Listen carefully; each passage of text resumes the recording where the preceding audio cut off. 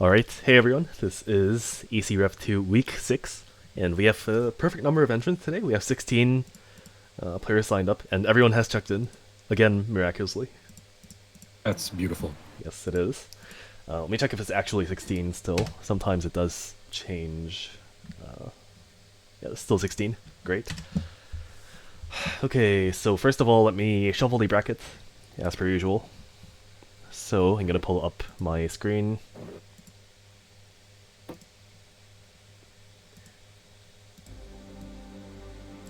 And also as per usual, let me know if the audio is okay on the game and the mic volumes for both me and any other commentators that might join. Of course, we do have Dragonfly again this week. Hi. Display capture, poster.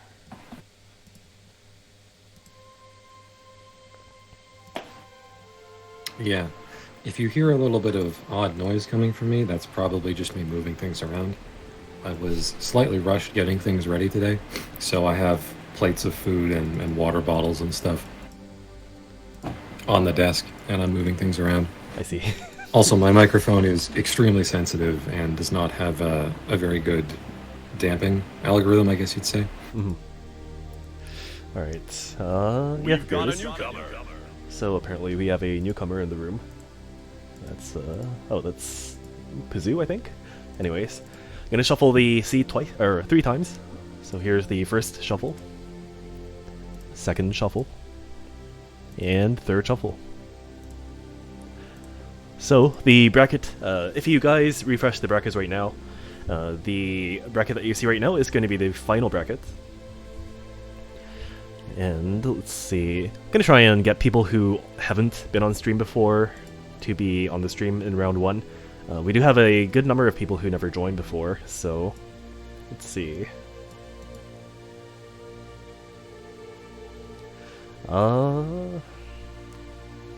Two.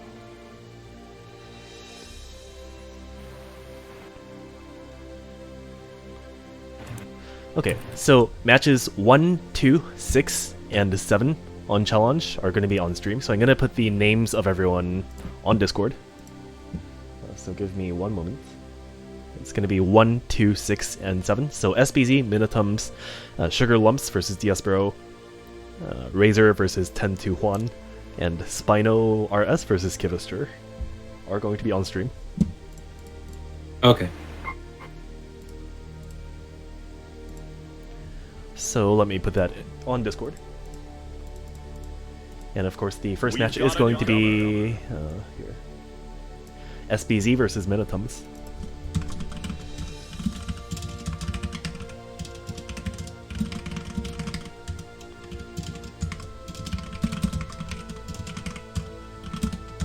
Yes, bro.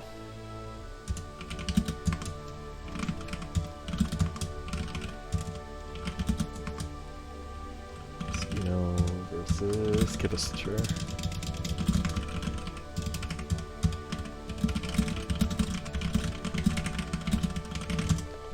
All other round 1 matches, please proceed off stream. Alright, so that'll be me versus Pizoo. Mm-hmm. Okay, let's see. I don't imagine you want to commentate while... well, actually, it's impossible now that I think about it. Yeah, So, yeah, that'd be impossible. Unless you have a second screen, but even then. I am going to... hey, I get this match going first, so... Hold on. SBZ... I did make some back-end changes to the layout this time, and hopefully that makes things easier in terms of switching things around, like player names and scores and everything like that. Not sure how effective that's going to be. Let's see how it is. So it's going to be Canada versus US.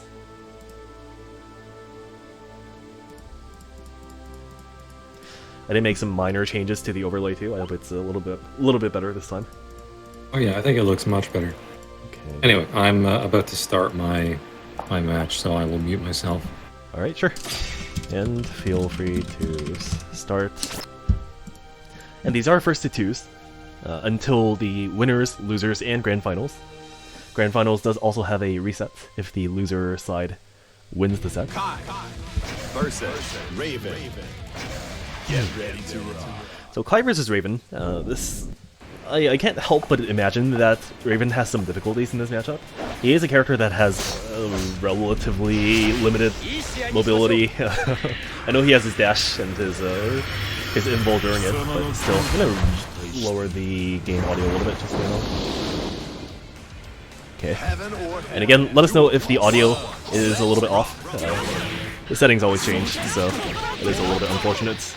Okay, pretty good start for SBD. SBD did get pretty far in one of the previous brackets for Easy REV2, so we can expect them to do pretty well. Nice command grab. Unfortunately, that orb set doesn't actually give Raven OP, unless you go for a dash, I believe. A lot of zoning in, yeah. Like in this kind of situation, Raven can't really approach that easily. Like his air dash is a little bit limited, so wow, that close slash was pretty nasty.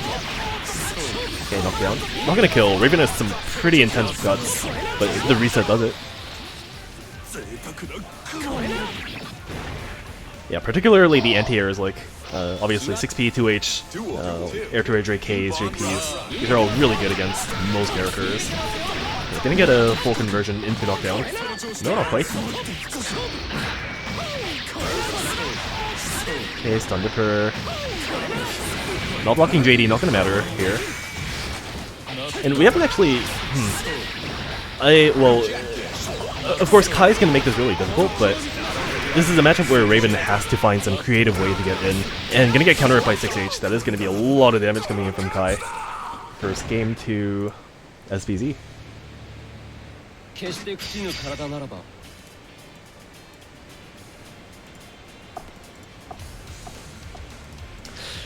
6H, one of the highest damage starters, if you can manage to get it, and it is very plus on block also.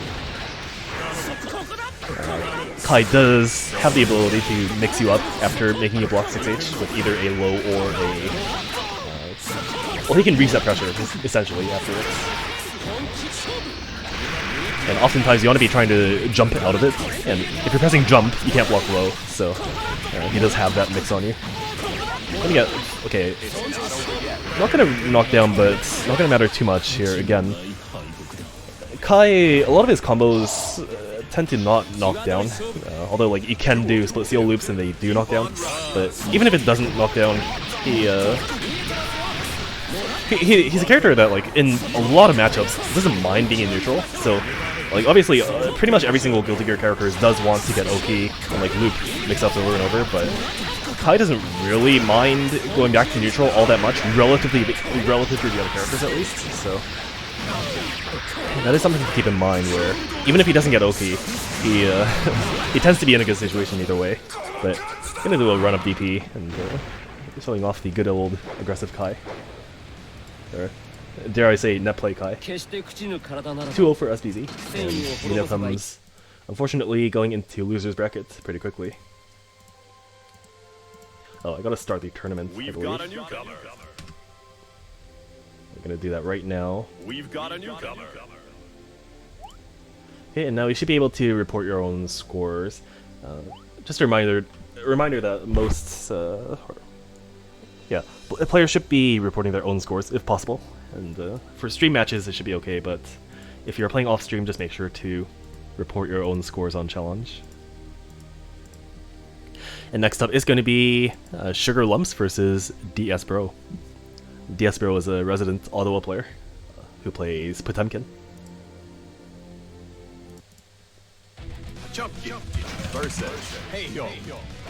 Get ready to rock. And the opponent is Sugar Lumps. Okay, actually, two very big bodies on the screen, covering a lot more space than you would normally expect in Guilty Gear. Pot also does have some nice mid-screen conversions off Potbuster in this matchup. Usually he doesn't really get anything off Potbuster without meter, but I believe in this matchup you can do something like Potbuster 5P Heat Knuckle, I think? Seeing a lot of lag also, unfortunately, but I hope it's mostly just the spectator part and all the actual matches. Hayabusa. Those are minus. One is blue. You can armor through burst. Yeah, you can in this game. He can do Hammerfall to go through your burst. And also, yeah, Pot can flick those balls, but in a lot of matchups where Heian can reflect stuff, or sorry, in a lot of matchups where the opponent of Heian can reflect Heian's tuner balls, that's gonna go through burst. In a like, so Zato also has this where he does have his reflect, and Pot also has his flick. In these cases, what Heian wants to do, it doesn't actually really make it useless, but you want to use it a little bit differently in that you want to set up the ball, but then like not really have it move forwards at least. So you set up the ball to be stationary, and then it's like a hitbox that's just there, and it does limit space still, and it still controls space.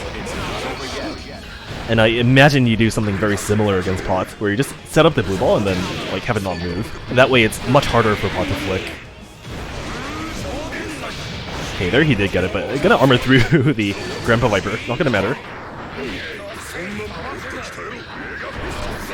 Okay, IBJH. That should have been a punish with grab.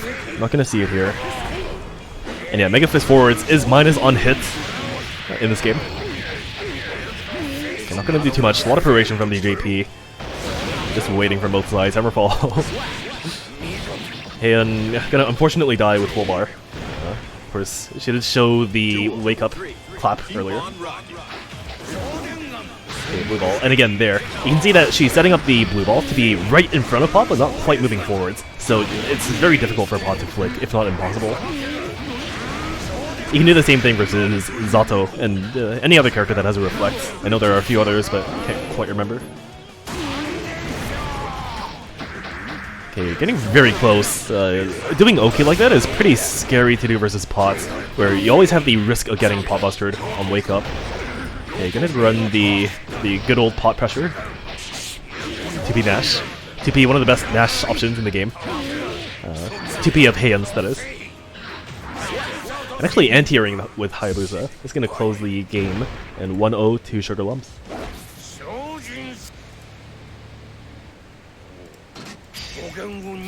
Diespero saying that was unplayable, and it does look pretty bad, likewise. I'm not sure how bad the delay actually is, but... Gonna play out the rest, it seems like. Heaven or hell. Duel. 1. Let's rock. Okay, the second hit of that 5H, that two-part kick move that Heian has, is an overhead. And for anyone unaware, Heian does also have a very similar looking move that is also a low, but it's a one-hit move. Okay, Pop Buster after Hammerfall cancel. Pretty fast burst into Grandpa Viper. That is going to be pretty hard to deal with in high delay, which is being claimed to be the case right now. It's not over yet. Okay, RC, that should kill with RC. No?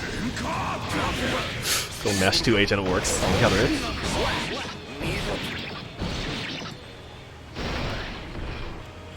Duel 2. Turn up the heat.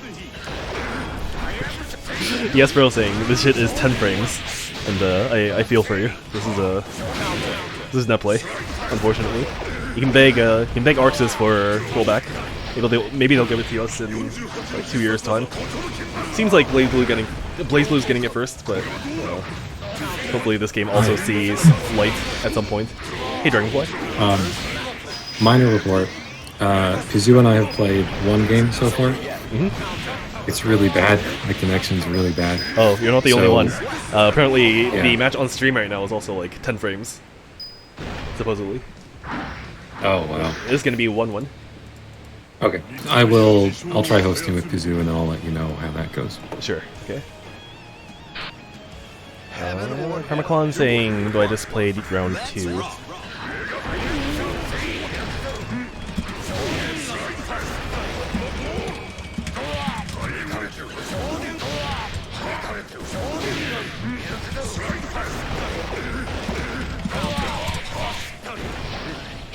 Okay, knockdown from Pot. Gonna match out with 2P again. Ball set up, but it's not quite what Hale wants. Not gonna matter, just Grandpa Viper again. And getting matched out. I do personally think that Pots does benefit from high delay usually. It's not to say lag is particularly enjoyable for any character. It is a bad experience all around. But relative to other characters, I think he does have some advantages. JH not quite gonna make it. That is normally a block string that you can go for. Those hammer falls are going to be kind of annoying to cancel properly too, though, in high delay, or super high delay, I should say. It is pretty deadly if you're not able to cancel it on time, as you are punishable on block if the attack part comes out. They're on wake up, pretty brave choice there. And Dust actually making it. That's a Dust not really a mix-up option in this game. I know in Strive it's a little bit harder to block the non-charge version, but it doesn't really tend to be a proper mix in REV2.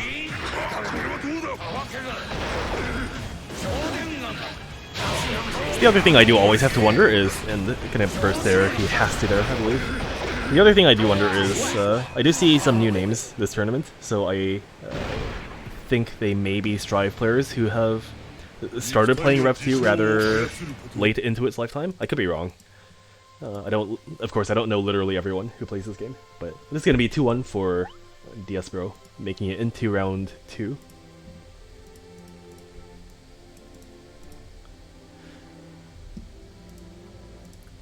And let's see.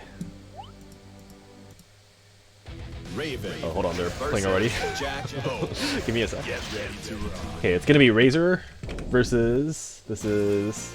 Heaven or hell. Duel 1. Let's rock.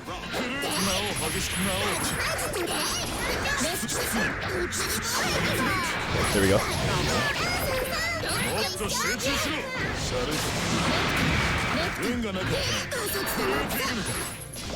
Okay, gonna be Raven versus Jacko. This is also a very uncommon matchup overall.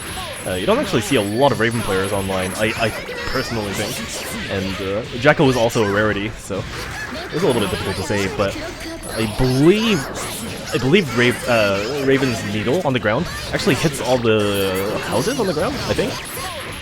And that's always going to be a huge boon in these Jacko matchups. But of course, going for those air dashes is a huge commitment on Raven's part. But simultaneously, you don't really want to let Jacko set up. Also, he has 2H. Raven's 2H is pretty good for this matchup, I have to imagine. Where he kind of like sweeps the entire floor, or like 3/4 of the entire floor with a normal. That's gotta be pretty good. Okay, 2D scratch. Only works on counter hits or on high levels. Raven is a character whose frame data on his special moves can change based on his excitement gauge on the bottom left. And 2D scratch, it only works for high levels of excitement or on counter hits on the 2D. Switch scratch into Oki. Gonna get a command grab. Though not really getting too much off of it. Raven is a mix-up heavy character. Although, okay, actually gonna mash out and it works. Just press crouching buttons and it went under the orb. Okay, not gonna combo into 40. Jacko does also operate very differently from in Strive. I know all the characters operate very differently than in Strive, but I feel like this character in particular does play quite differently. It's gonna be 1-0 for Razor. Okay, jumping forward on round start, pretty brave. Gonna burst pretty quickly too.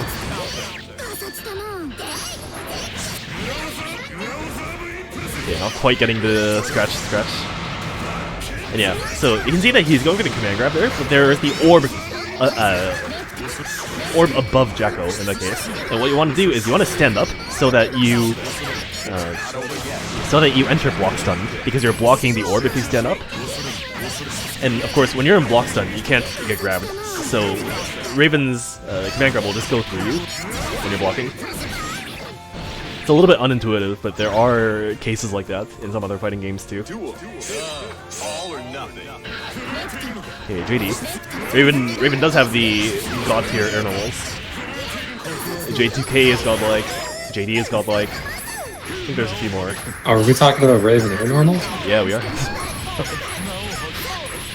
The ones I can think of right now are J2K and JD. I know there's like one or two more. I mean, there's also Jump K and Jump S and Jump H. He really doesn't have a bad. So everything. He's got 6 good air normals. Yeah, actually gonna get the grab. I thought the air dash might hit Jacko there, but it's not gonna activate the blitz.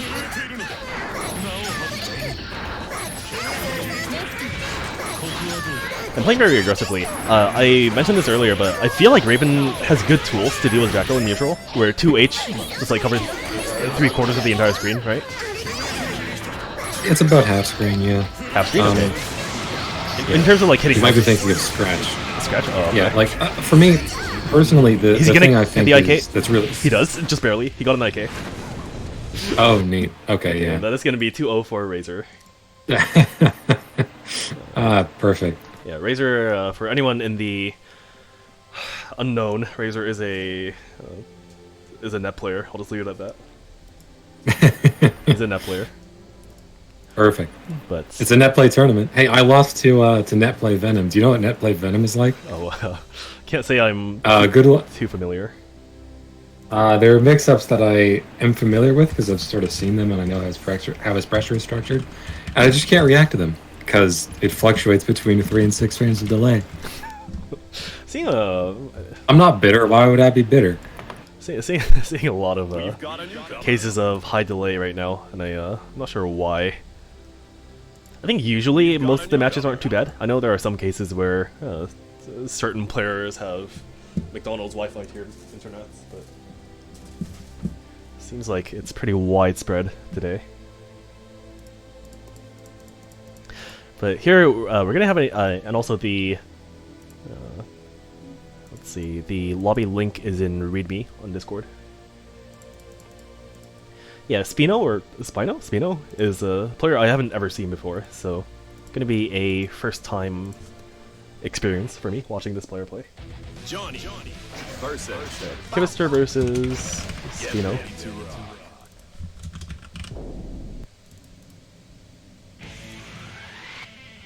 Heaven or hell. Duel. One. Let's rock.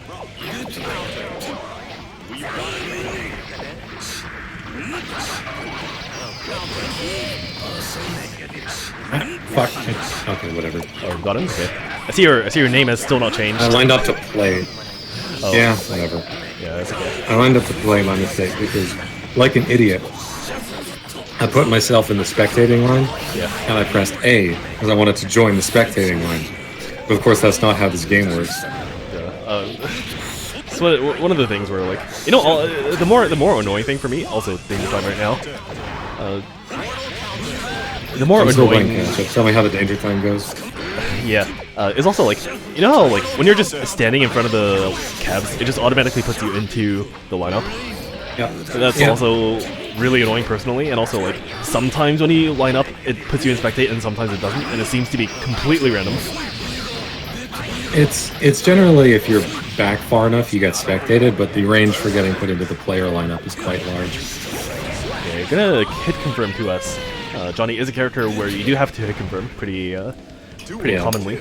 Keep on rocking. Out of all the characters I played, and I do play. I have tried playing a lot of characters, and I do feel like Johnny is the one character that does actually have to do like Street Fighter-esque hit confirms in this game. Yeah. Yeah, because there's a lot of like decision making going on, whether you want to do a coin or a stance cancel or just the missed final itself. Thankfully enough, the action of hit confirming is just releasing a button oftentimes, so it's not too bad, but still the difficulty is there. It's not quite something you can just do without practice. And speaking of things you can just do, we saw his YRC there. Yeah. Although I think the meteors, meteors. Oh, he didn't. Oh, I didn't confirm the 5-handed air combo. Yeah, not quite confirming a lot of these hits, unfortunately. But okay, he actually gonna get interrupted by the mini Faust and going for the super, but there was no way Johnny was gonna press the button there because of mini Faust. Yeah. I think maybe he thought Mini Faust was a little farther away. Yeah, up finder. My gosh, full screen anti-air. Love it. Yeah. He has to spend coins for that, you know? Yeah, yeah. It's a limited resource. Did you know? Of course. Yeah, okay. Heaven or hell. Duel 1. Let's rock. Okay, gonna head into round, or game 2. Kivister up a game. Jump forward, jump H from Spino. That is an interesting round start option for Faust. Okay, here's your typical Johnny pressure. And you're gonna get a hammer to Oh, hit. counter hit? That's a lot of stun, Nice. although Johnny does have a relatively high stun rating. Yeah, one of the higher ones. Although, we got counter hit by hammers. He gets opened up here. He might get stunned. Or he might just die. He's down like a lot. Yeah, he did get Oh no, a little hit. too far away for 2S to connect. Yeah, he did get hit quite a bit now. Although his like health is pretty low anyways. Okay, here's a Thank you, Faust Hurtbox. yeah, and also I feel your pain. Johnny's your hitbox just being godlike Yes. as usual. Okay, level 3, that's gonna be a lot of damage, and that's not a great place to burst.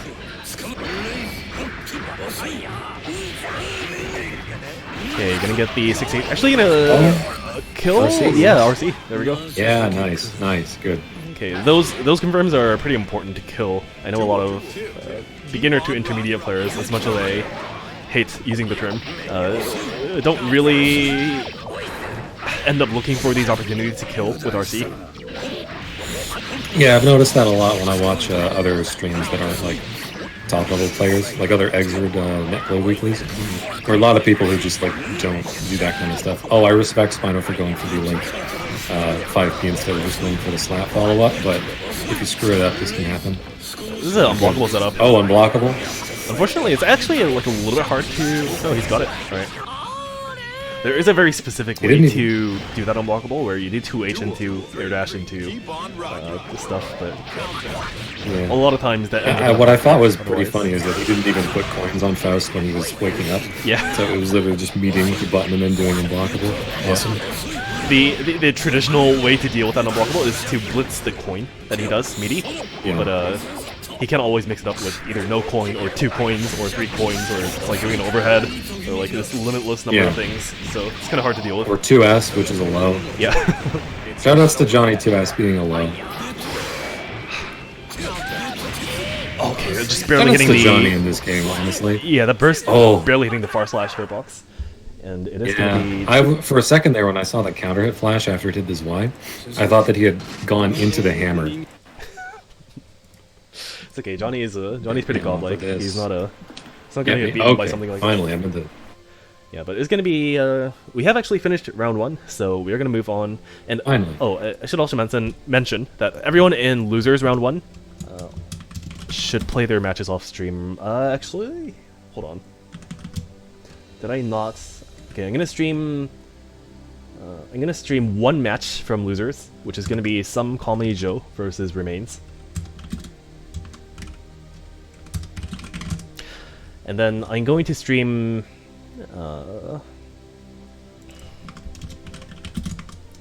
SBZ versus DS Bro.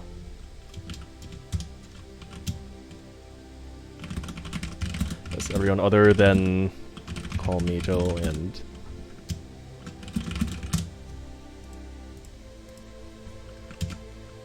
oh, hold on.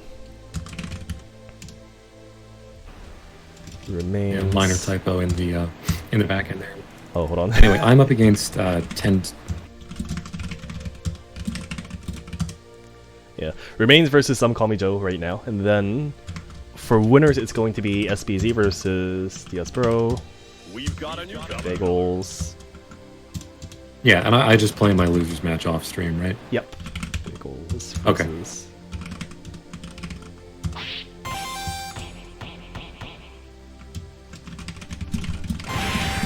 Alright, I'll put a room up and then...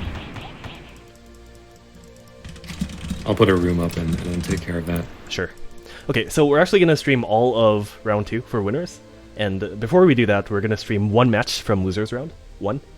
And that is going to be Some Call Me Joe versus Remains. Versus Some Call Me Joe. And let me just check the nationality of these players. I think Some Call Me Joe is Canadian. Yeah, Quebec. And also Quebec. Okay. So 2 Quebecois fighting it out.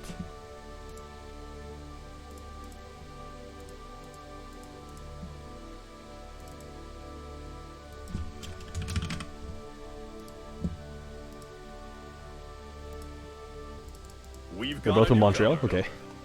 I'm a Spaniard? Okay.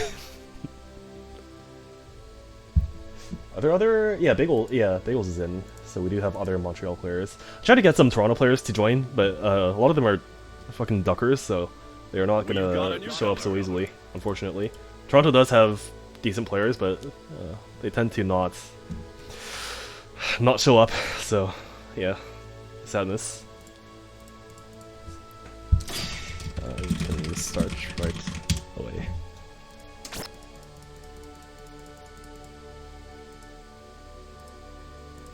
Toronto players, for anyone unaware, Initial T is actually from Toronto. Although he doesn't play because apparently his internet is very below average. So there's Initial T, there's me, I guess. There's a player called Alice, or Alish, and she plays Milia pretty decently. She started getting really good after Strive released, I think. So it's a little bit too unfortunate that there aren't a lot of tournaments right now. Did we just use the term duckers? Yeah, I did. But yeah, okay. It's gonna be Remains versus Some Call Me Joe. Biken versus May.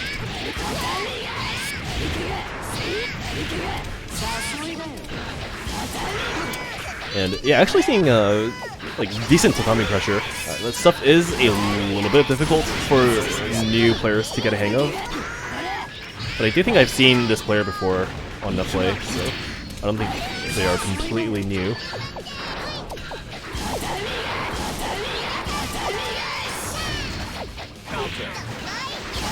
2H. May 2H is not really an anti-air. It is a little bit slow. She is a character who prefers going for the good old air grab. As her air grab, and by the way, in this game, air grab hitboxes are different for each character, slightly. And May happens to have, I think, one of the best, if not the best, air grab hitbox in the game. So she does benefit quite a bit from the anti-air throws. So you're gonna get a throw after Suzerain armoring cast. We'll try and remain as neutral as possible in this this match with Biken.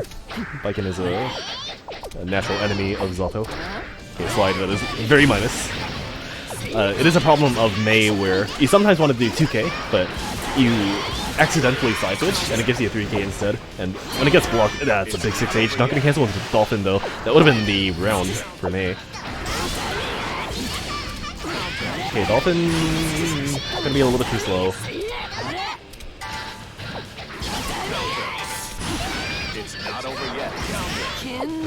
Big 6B, not going to confirm. It is a little bit difficult to do so.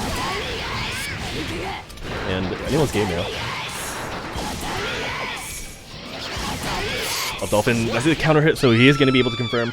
And game 1-2 remains. Zaltame is always crying about bad matchups. It's the truth. Can't lie. There are a lot of bad matchups, and this happens to be the worst one. I only spit facts. As a truthful, honest Zalto main that is always truthful and honest, both in speech and in gameplay. Okay, big H Dolphin. And also, whenever I see May in this game, it also saddens me to see the state of Strive May, where she has kind of been reduced to a husk of her old self. She has gotten quite the downgrade in her kits.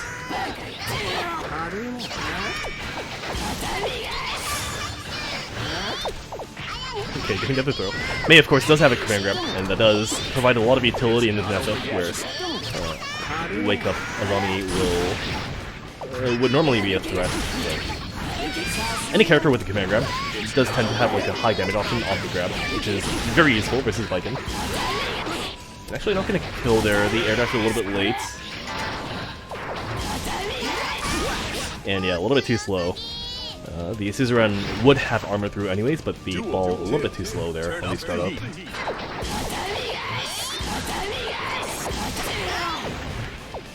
And yeah, I feel like this is another matchup where it is a little bit difficult for Mei to get in through the air. So she does have to make good use of her ground normals, which honestly aren't that bad. She has Far Slash, 2S, 5K, 2D is honestly pretty good too, although maybe not as a neutral tool. You know, Mei's 2D is like one of the most active 2Ds in the game. It's like right below Kai's in terms of active frames. Range isn't that bad either.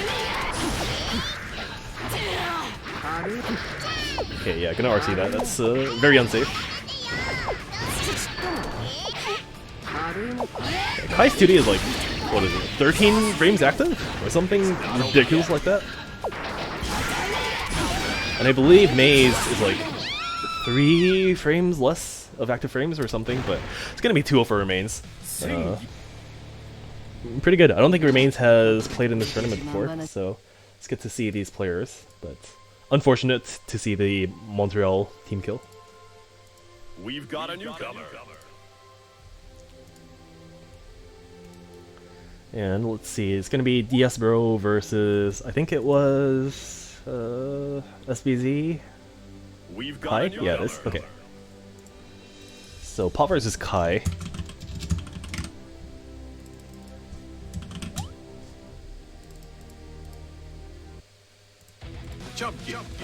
And also going to be Canada versus Canada.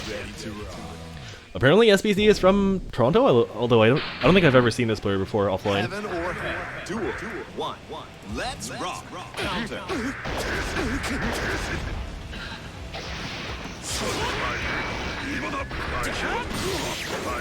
Yeah, it is actually a matchup where Kai does have to be careful with his block strings because any IB on like any careless IB or careless normal that gets IB it can get pop busted pretty easily.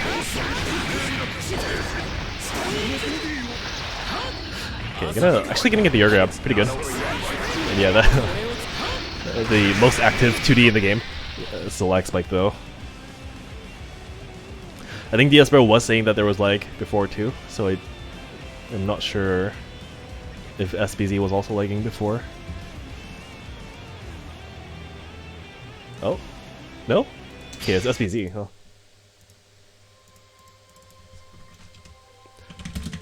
What happened?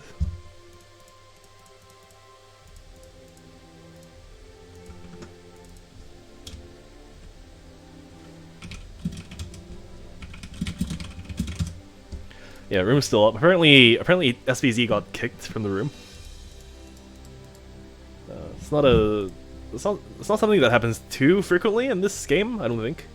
REV2 does have a lot of issues with the lobby, but getting kicked randomly is not one of them usually. Or well, it does happen, but like when it does happen, it happens in a really peculiar way, where it kicks you out of the game, and then the camera bugs out in a way that like it focuses on like a non-render part of the screen in the lobby, and then like you can't see any character avatars, and then you can't move around, you can't press anything. But just getting kicked is not usually what happens. Still seeing a lot of like lag spikes, unfortunately, too. Okay, these are real mix-ups from Kai. Nice backdash. Okay, the 2S is not quite active enough to actually beat that. I'm gonna recover fast enough. I do wonder if that was like a flick attempt. That was a little bit too late. Duel 2. Keep on rocking. Okay, nice Mega Fist. The Far Slash does have a decent amount of recovery, so you do want to abuse it if possible. Okay, it's gonna be Oki. That's the mix. Okay, he got like 2 resets there. Nice ball buster. It's not over yet. I believe Kai has a pretty fast wake up after Paw Buster, so I think that safe jump is actually a little bit late, if I recall correctly. Okay, not quite gonna hit, but that's still fine. It can get out of the H stunish pressure. It's not over yet. Okay, no meter to convert. That could have been a kill otherwise. Oh no, I see. That could have killed. He's like very prone to getting chip killed now, and there it is. DC stunish gonna kill, and that is 1-0 for SBZ. Hi, I just finished my game and reported it, so I'm gonna watch the stream Sure. without going for the hassle of trying to connect to the lobby and everything. All right. I'll be a few seconds behind, but I can still offer some advice. Yeah, time mashing 2H out of Pot's block string. I know you have to do that versus Faust apparently, because like Faust can randomly do jump cancel, or not jump cancel, but like jump out of Kai's pressure into drill kick, and it messes up Kai's pressure. But I don't know if it has utility versus Pot. I guess it does versus reversal. I mean, it's hammer. 2 hits. It's 2 hits, Yeah. so it breaks Hammerfall armor, and it's also just a gigantic button. Yeah, it's really good. and also I just realized I'm pretty sure it's to deal with Pot doing what's it called, Mega Fist forwards. Because if he does Mega Fist out of if he does Mega Fist out of block strings, then you have to catch his out. Otherwise, you're gonna get countered into a combo. I like the idea that SBZ had there to combo in the Ride of Lightning, but unfortunately Pot was too high. Fortunately, he takes the round anyway. Okay, Pot mixes up. What's it gonna be? Oh, it's a It's me 5K.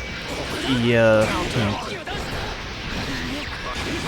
It's really easy to get scared when you're playing Pot of the opponent's wake-up actions, but sometimes you do have to go for like a very early Pot Buster, like for example, knockdown into safe jump into just like not even doing anything into just raw Pot Buster sometimes.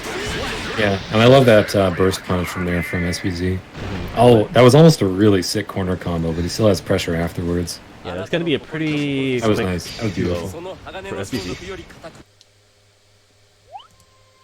Oh, hold on, this is a winners round 2 also, not losers.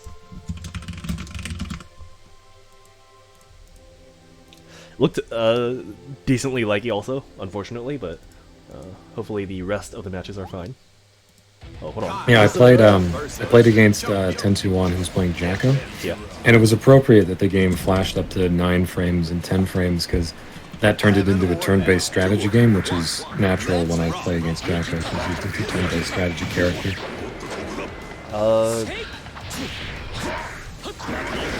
I don't know what's going on. I thought it was 2-0. I could be wrong. Okay, we'll just watch this, I guess. If someone in chat can tell me if this is 2-0 for SBZ right now or not. I thought it was.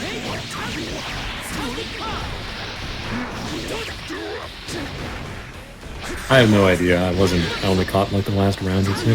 Okay, well it's Given the way that the other rounds went, I don't think S. Sorry, I got the names mixed up. I was talking about DS Pro, the Kai player. okay. Are they playing casuals? Hold on. I don't know. Hold on. Here. All or nothing. Oh, okay. So the names were switching sides. I wasn't going crazy. Never Yeah, mind. yeah. They did swap after the 2-0 or the supposed 2-0. Yeah. Okay. Yeah. As I was saying, given the way the games went for the Kai player, I don't think it'll make a difference whether he has to win 3 or 2 again. Yeah, next game is gonna be next match is gonna be SD or Bagels versus Karma Kwan. Okay. Okay, I'm gonna I get played the loser of that match. yeah. So either gonna be Slayer or Milia for you.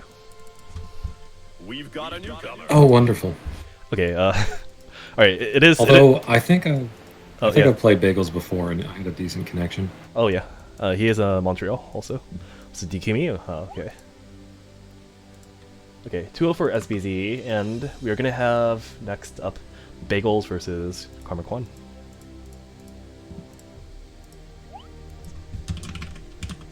Bagels Montreal versus Karma Kwan in New York. Slayer versus Melia. Get ready. Oh, okay, yeah. That explains why I haven't seen him before. Good to have a new guy.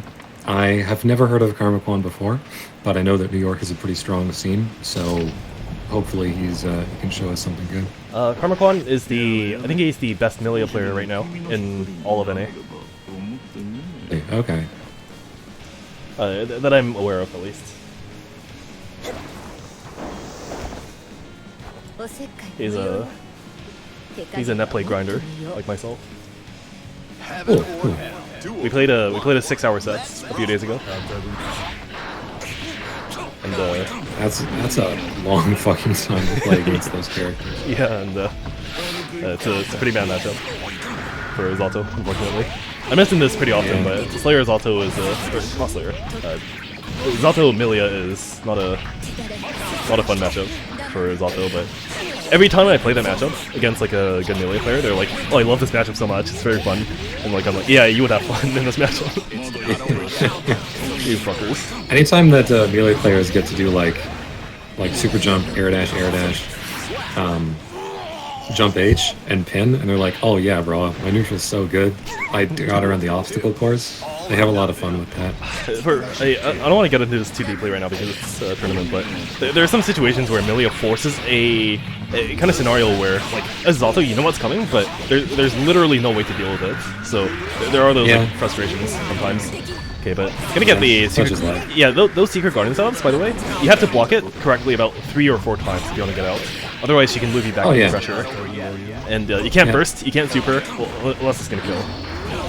And the fun thing about Secret Garden too is that it's because of the way the projectile works. She usually gets like a really good combo out of it. Yep. So it can lead back to another Secret Garden. Yeah, just to continue the list of things you can't do. Also, 1-0 for Milia right now.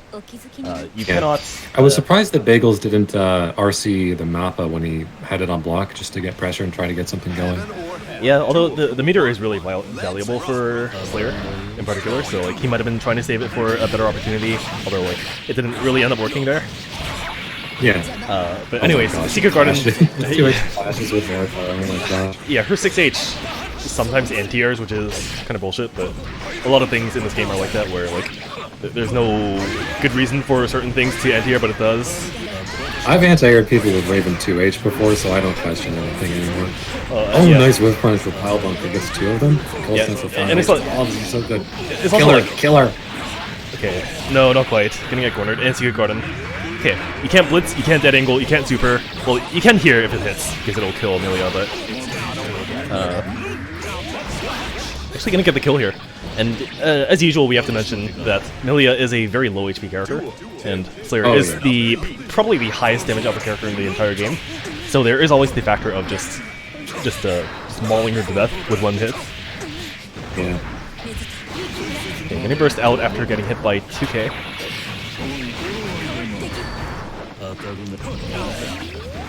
Okay, Secret Garden from I love post-screen how we, also. Yeah. Okay. I've noticed that. The names are not updated. I think the names are wrong. Oh, I didn't press Yeah. space. I noticed that Bagels has been using a lot of 6P in this matchup, and it looks bad whenever it gets tagged in really a 2K or 2S or something. But like I can understand why, because I think the risk reward on that button is just insane for Slayer. Melee players mashing 4H. Yeah, and it actually works out there. But Yeah. he's in the process of getting mixed to death right now. Actually not gonna RC. Oh no, she didn't have meter. Come on, Bagels. Oh, Bagels. Do it for Montreal. Okay, he died to 5H.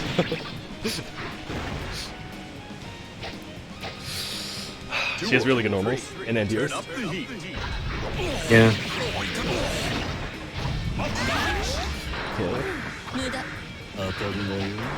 Yeah, a single counter 6P will just end the round, basically.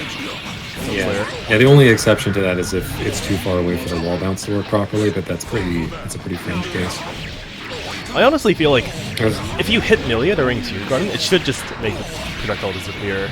It's Yeah, just like, there are a lot of things that probably should work that way, but they don't. This is guilty gear. That was a sick confirm off Emerald Rain, by the way. yeah, and I know Secret Garden's in plus R also, in AC. Or maybe not in Yeah. AC, but I know for sure it's in plus R. I'm No, not sure how it's it in the works older games. Oh, is it? Okay. I don't know how it works in It's back basically games. the same. Is it the same? Okay. Alright, it's gonna be 2-0 for Karmakwan, and you're gonna play Bagel. He gets to stay when she gets hit because it takes like a full second for the projectile to become active. Yeah, I guess so. But you know, Zato's Summon Eddy also takes a full second, and he's in counter hit state for the entire thing. Seems fine. Yeah, I guess so. Seems fair. All right, so I guess I have to play Bagels now. I'll Yeah. invite him to my lobby. On stream, it's gonna be Pazoo versus Razor. So Raven versus Heaven or hell. Duel. Pazoo. Rock.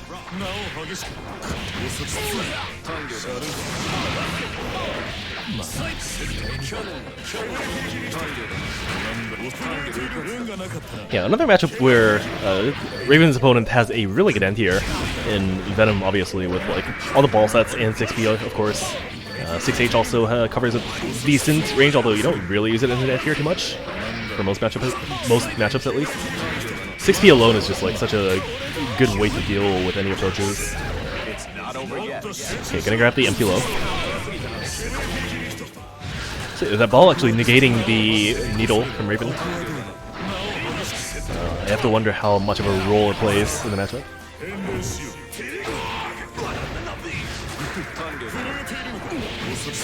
It's not over yet. Okay, needle wire C. That is a real mix. It does lead to a real mix. Okay, more needles. JH not quite gonna reach, and that is a... He's like very close to getting chipped out, but that's the air throw. No burst. Please FD. Okay. It's like very close to either player getting chipped out. Probably. Okay, nice FD. That might have killed us so close. And 2k low. Gonna end the round. Duel. All or nothing. Counter.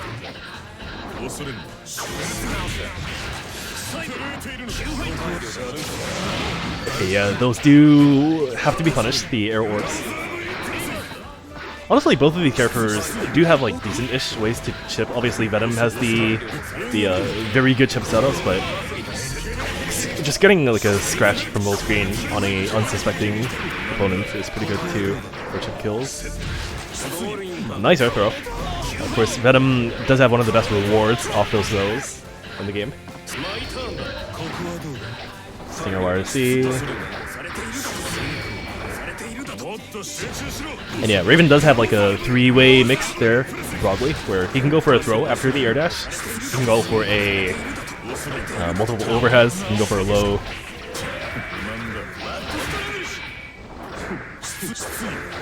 But you do have to guess in those situations.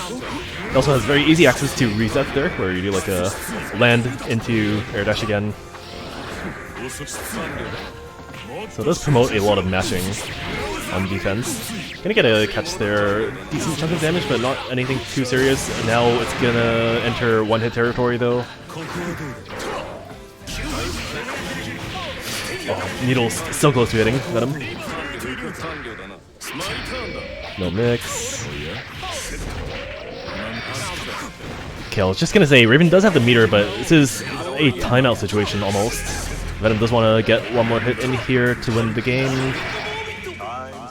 Not quite. Gonna be Venom getting the timeout. Turn up the heat.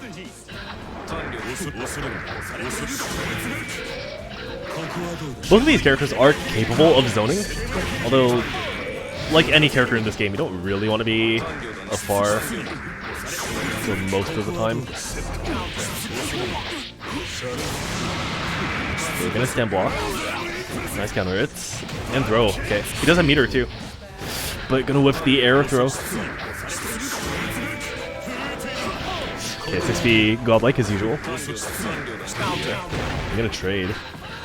Venom, I believe, has the faster wake up here.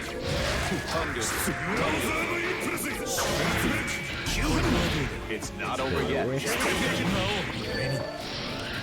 Honestly, the way the matches are going right now, it feels like neither character wants to approach first. And again, both characters have good ways to actually facilitate that zoning. For Venom, it's all the balls, of course, and like his XP to catch jump-ins. Venom, it's like JDs, as you can see, and also needles, and like threatening to air dash in. Gonna get a nice knockdown here though, and I don't think that's gonna hit. Okay, it does drain all of Venom, or all of Raven's. Okay, he's gonna air dash into the ball.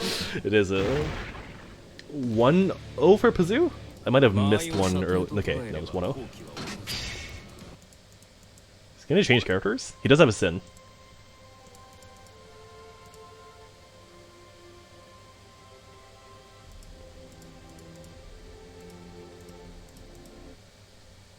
Venom versus Sin. Get ready to rock. Okay, this is gonna be the Sin. And they change sides. Yeah, they did. Duel 1. Let's rock.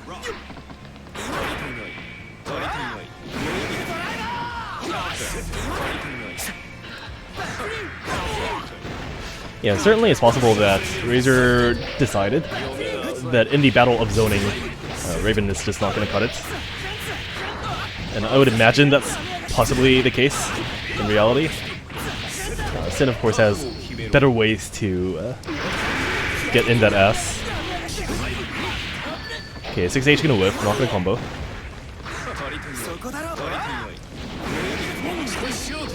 Okay, the ball's gonna hit, that's a pretty big deal. They're gonna dead angle out. Doesn't mean he has no more meter to work with now. The driver just barely getting guarded. Encounter, that could be the... no, not quite. I was thinking if he has meter for Dark Angel, that definitely would have been the kill. Okay, gonna just get a 2k hit in there. Duel 2. All or nothing. Yeah, very long 1-0. There was a timeout there in one of the rounds too. So. Okay, 2S not quite. That was a Venom very prone to getting thrown there, but gonna match out with DP. Just some trivia. Since DP is a 1-frame active move, so it is very easy to deal with via backdash and stuff.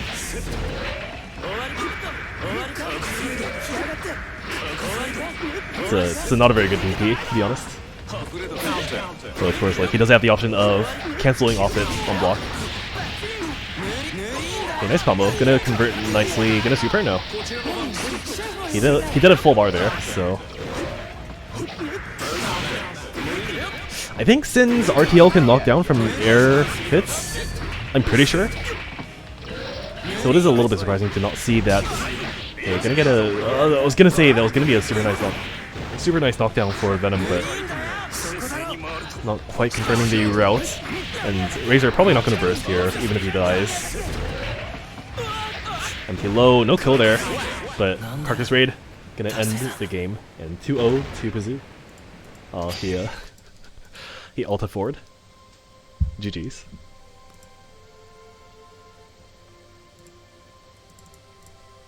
So 2-0 for Pazoo, and Razor does descend to the losers bracket. And next up is going to be Kivister versus Geosmith. Geosmith, a resident player of EC REV2, plays Ramlethal.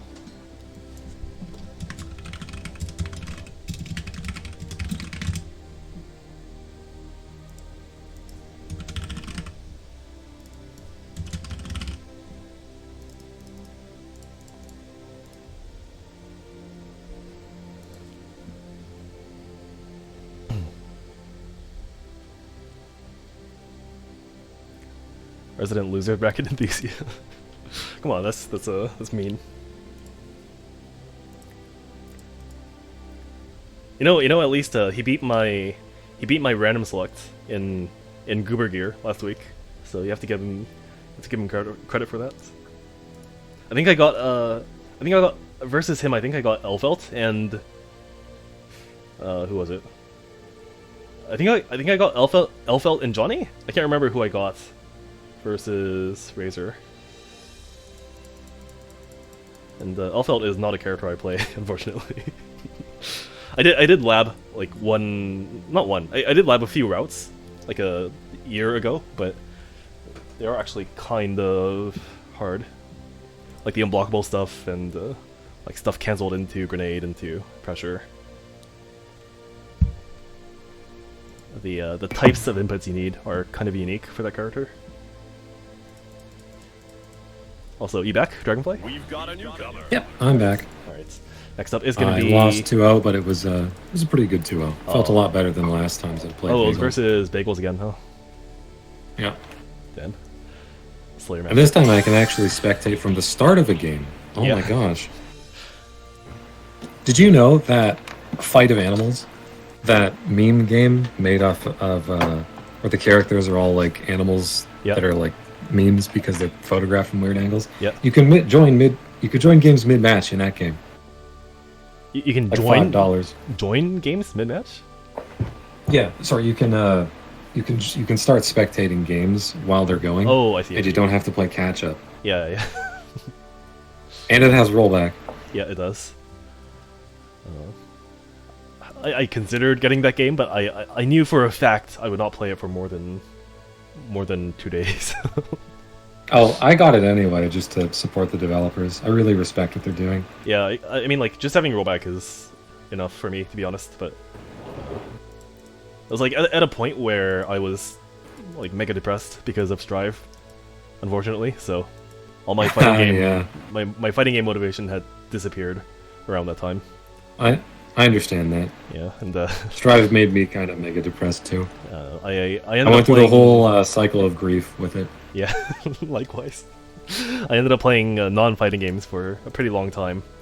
Yeah. I almost quit playing fighting games entirely, like, a few months ago. Oh no. Because I started playing, like, Arknights, which is the best gacha, by the way, out in the market right now. Sure. And also things like... I started playing StarCraft 2 again, and also, like, Osu and Oh dear. stuff like that, because I used to play StarCraft 2 when I was a wee lad. Although I moved to playing League of Legends after that. That's unfortunate. Yeah, that's the real misery. You don't want to. That'd be a dark chapter in your life if you hated Strive so much you went and started playing League of Legends. You know, actually, I used to play Dota, Dota All Stars. I'm not sure if you were, the history of Dota, but it used to be I'm pretty sure you know that it used to be a Warcraft 3 mod, right? Yeah, I'm familiar with the broad strokes of it. Okay, yeah. I used to play the Warcraft 3 version of it when I was like literally 8-9 years old. So like I'm like terrible at the game, but I did still play every now and then. I played Brewmaster, and Brewmaster is like it's like the Zato of Dota, I guess, in some way. Where you have to control like 3 different characters whenever you use one of your abilities. And I'm gonna check where Kivister is. Yeah, I've occasionally looked at Dota because sometimes the character designs are fun, and it seems like, I mean, they have like a horrible case of roster bloat because they're like 200 fucking characters, but also like all the characters that I'm drawn to, I think are either not good or noob traps. Yeah. Because like one character I thought was neat was Winter Wyvern, because her ultimate is that she forces your enemy to attack his nearest friend, which is hilarious. Sorry, which character is this? Winter Wyvern. Oh, okay. Yeah, her Yeah. name's Oroth, I think. So her ultimate is that she forces one enemy to attack his nearest teammate, which is hilarious.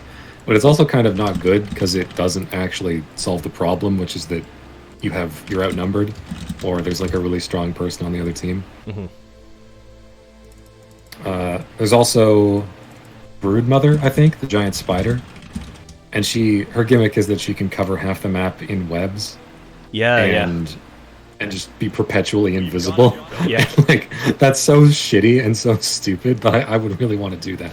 I would love doing that. The game actually has some pretty cool characters. I used to play, although like this isn't necessarily a very cool character, but I used to play Faceless Void, and as aforementioned, Brewmaster. Brewmaster is pretty cool though. Yeah. But, All right. yeah, So it's gonna be Ramathal versus Johnny. Ramathal versus Johnny, or the lower mid tier versus the best character. Heaven or hell. For those of you who are joining really us from gotta put it like Strive, I'm just saying. Okay. For those of you who are joining us from Strive, we say this every week. Rem's not that good in this game. She's all right, but you compare her to a character like Johnny, who just has such a dominant display of the neutral game, and it's a hard fight for her. She has to do a lot of hard reads, like what Geosmith did a moment ago, where he did the green Dauro out of the corner. That's one thing that she does have on Johnny and other Footsie's characters, is that Dauro teleports her forward on frame 3. It looks like a big smooth movement, but she actually like teleports forward very, very fast. Yeah, it should so be. it can be useful to evade coins and other things. Yeah, it should be mentioned, like you said just now. Usually in this game, characters do have tools to deal with each other, and they tend to be very specific in their usage. Like for example, as you said, Dauro can go under coins that Johnny does for his block strings.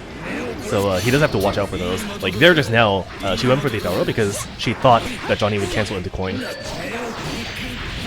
Yeah. Okay, you're gonna get the mix. She does have a combo, which is unfortunate. Yeah, Rem is a pretty oppressive character when she has the opponent cornered, and most characters are like that. But she does have like very strong offensive mix-up options. Although like the reward is sometimes a little bit sus. Yeah, you can see, you saw in the earlier pressure sequence, Kivistar was just desperately trying to block, and he used all of his meter doing it, so he doesn't have a ton of meter right now. He's only got, he used a little bit of YRC. Oh, only one's YRC. This combo won't kill off the throw, and because of that story with the meter, he doesn't have meter to force a mix-up now. It's a pretty plain mix-up. Yeah, this has to be FD'd. Also doesn't, oh, okay. Actually ends up taking less damage because he got hit early, and then he got flung to the other side. It's Yeah, possible that really like funny. getting the chip damage might have done more damage than that. Yeah. Ended up working out for Johnny. Let's go for a left-right. Doesn't work. Raw confirming it as Y, okay. That felt like a really fast cancel off the 5D from Johnny. Does he have like a faster recovery off it? 5D? Yeah, Johnny did 5D and then he jumped after, and it was really fast.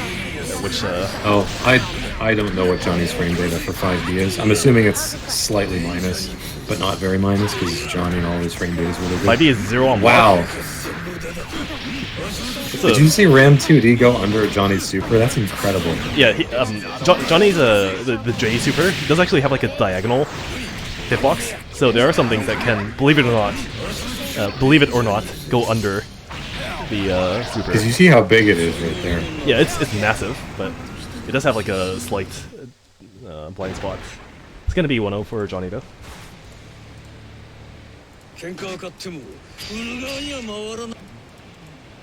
And if it's meaty, it's plus. Ah, right. Okay, Duel. 1. As it should be. He needs it. I guess so. Yeah, he's really struggling out here without the 0 on block 5Ds. Get him back dash out of the overhead. Oh my gosh, all these counter hits. Oh, nice 6P. Counter 6P, also very good normal. Yeah, although gonna... noticeably slower than a lot of characters' 6Ps. Yeah, to give Anyways, got her in the corner now. Just doing some misfire cancels. To give him Hits credit in though, after like, the air dash off the 2H. yeah, he does actually have difficulty knocking down versus characters because like almost all of the air conversions are character specific, and that's actually gonna go under his bursts.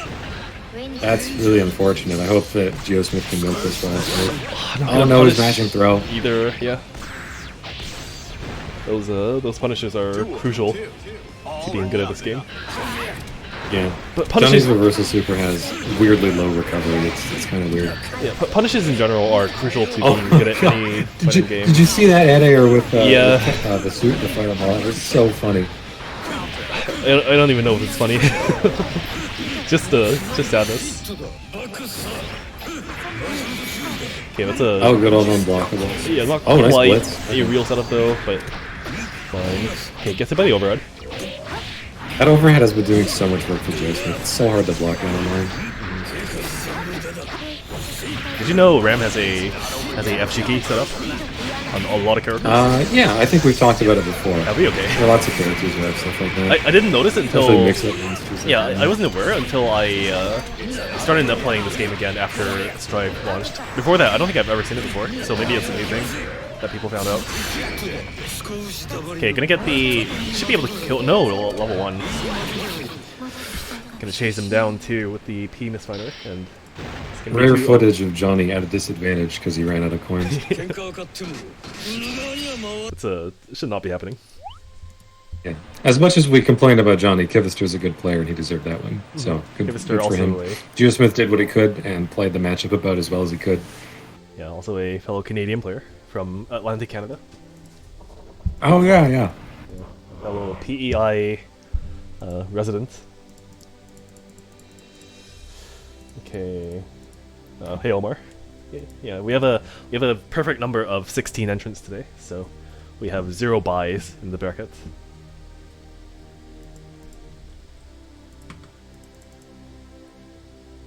But yeah, so that's gonna be the end of round 2 winners, and I think everyone in losers is playing right now. I could be wrong. We've got a newcomer.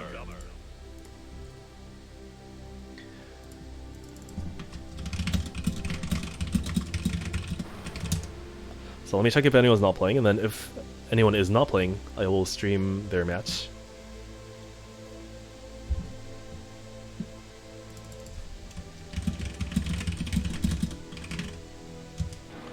I suppose in the meantime, Okay, I'm gonna I can stream- ramble about something. Yeah, I'm gonna stream DS Bro. Oh, hold on.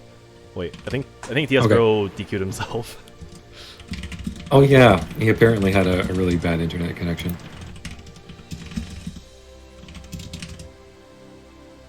Just gonna make sure that he is not gonna play. Yeah, earlier he mentioned DQ me. I think my connection is memeing me. Yeah, just gonna ask real quick.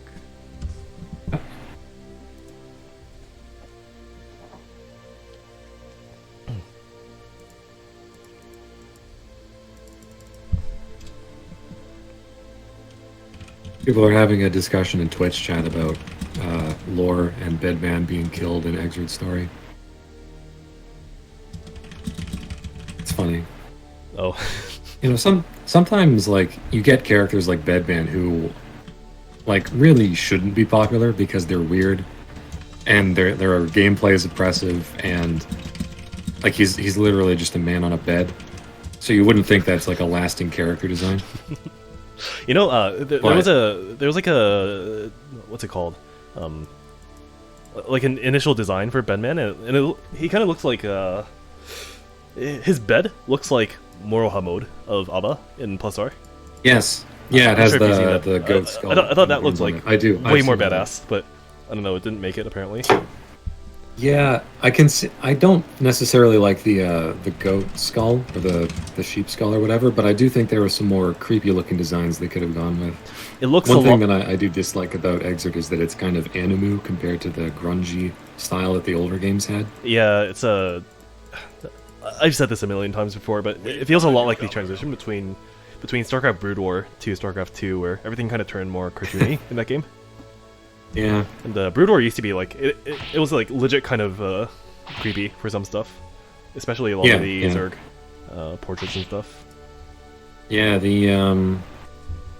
Yeah, I remember one particular comparison as well was the Archons, because in Brood War the Archon is like just this blinding mass of light that sort of barely has this this Protoss face inside of it. Whereas in StarCraft 2, it's just a glowy Protoss. Where does it hurt? The medics. So many of the voice lines are so iconic too. In Brood War. Yeah. Yeah, it's a good game. Good ass game. It's like it's the Guilty Gear of, well, okay, that's not a good comparison. I was gonna say it's the Guilty Gear of RTS, but it was like literally one RTS. I mean, Age of Empires might be coming back. There's, Yeah, Age of there is. Empires 4. There is AoE 4. Have you tried it? I'm not sure if you're into RTS. No, I don't like real-time strategy games. I see. I got, what is it, Age of Mythology like 3 years ago, and I still have yet to finish it. I see. Anyway, we've got Geosmith versus Minotums, wearing an absolutely hideous raven color. I hate that. Oh, this is the pastel color for all the characters. Yeah, and I hate it. I'm aware of what it is. I hate it still. I feel like they could have made it more palatable, just by like toning down the, or toning up the saturation a bit. But It's like, Yeah.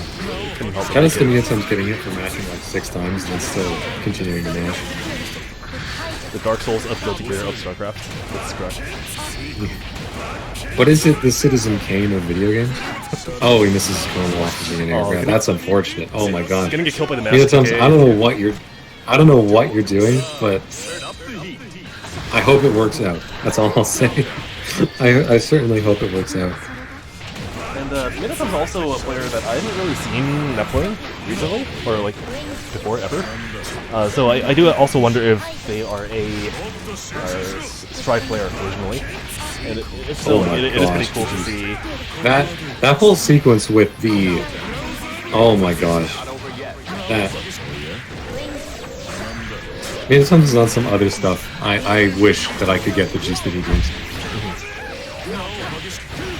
Ooh, over gonna reset.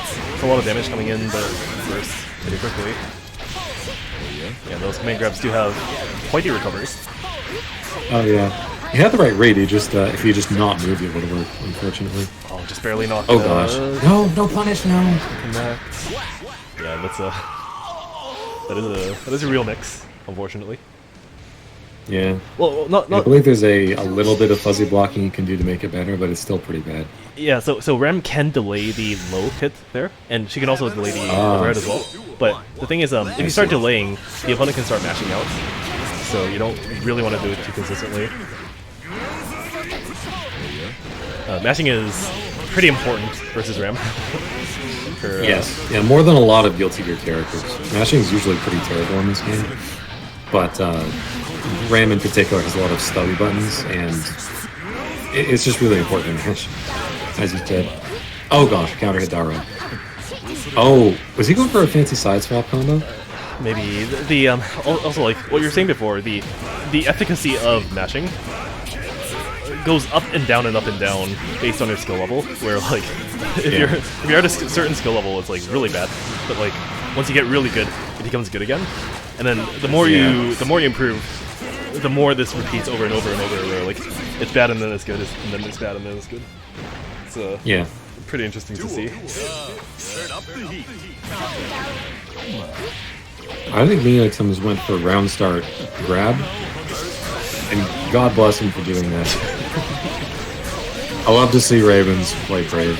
I was waiting to see what your opinion on that was going to be, but I'm glad to see your gambler enjoyer, or gambling enjoyer.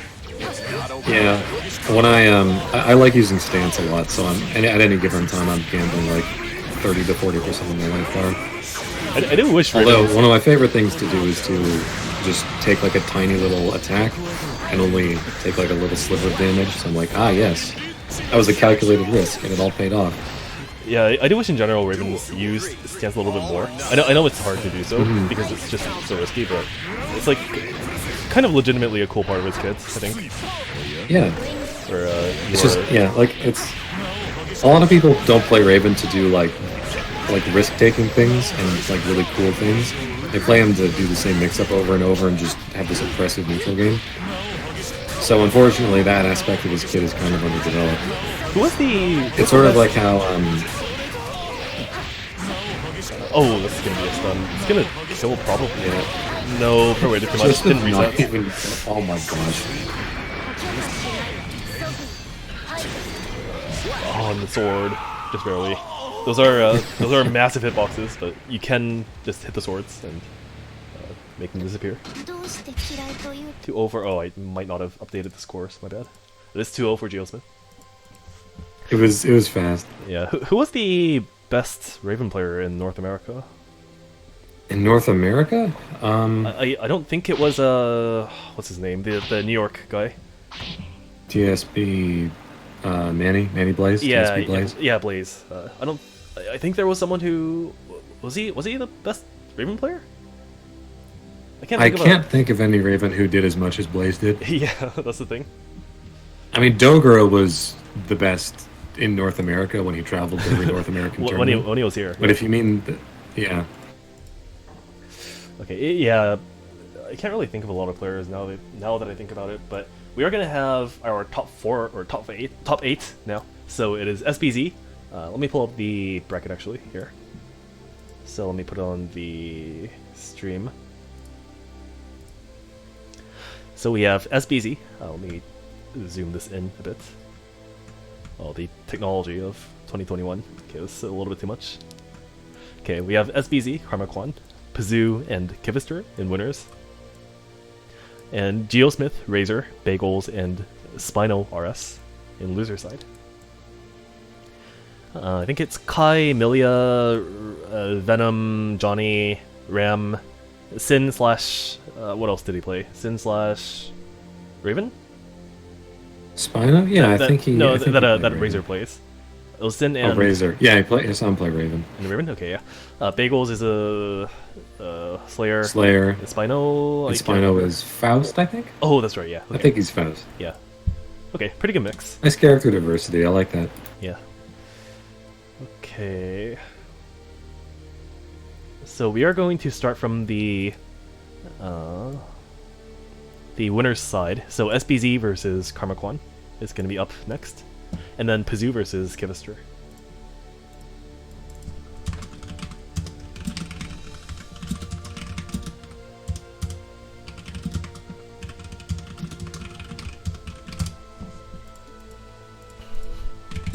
All matches are streamed from now on.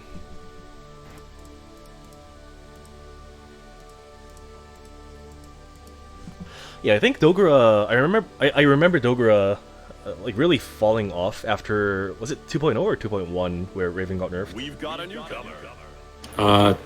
Technically he got nerfed in both of them, but Oh, it was 2.1 that took away his Orb Oki. Oh, I see. It's that one. Yeah, I remember him And playing. if you'd like to learn more about that, you can see a video I made called "Why Do People Hate Raven So Much?" Yeah, my co-commentator here, Dragonfly, did make that video.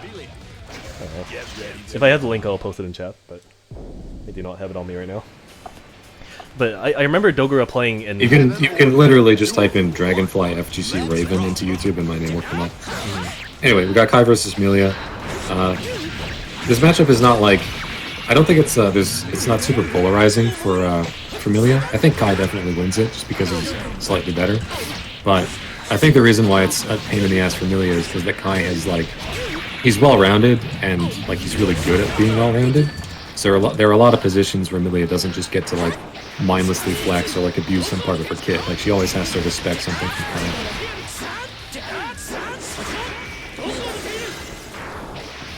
Yeah, and also this is what... So Milia does possess something that a lot of characters don't and wish they had against Kai, which is like a safe way to approach it from the air. Kai does have some of the best anti-airs in the game, and just being able to throw a pin to go through that is going to be such a huge deal. Yeah. The double air dash also very nice for baiting anti-airs and punishing them. Yep. Because Kai's primary anti-airs are 6P and 2H, which do have a fair amount of whiff recovery. Yeah, despite their godlike performance, they are they do have some amount of recovery, believe it or not.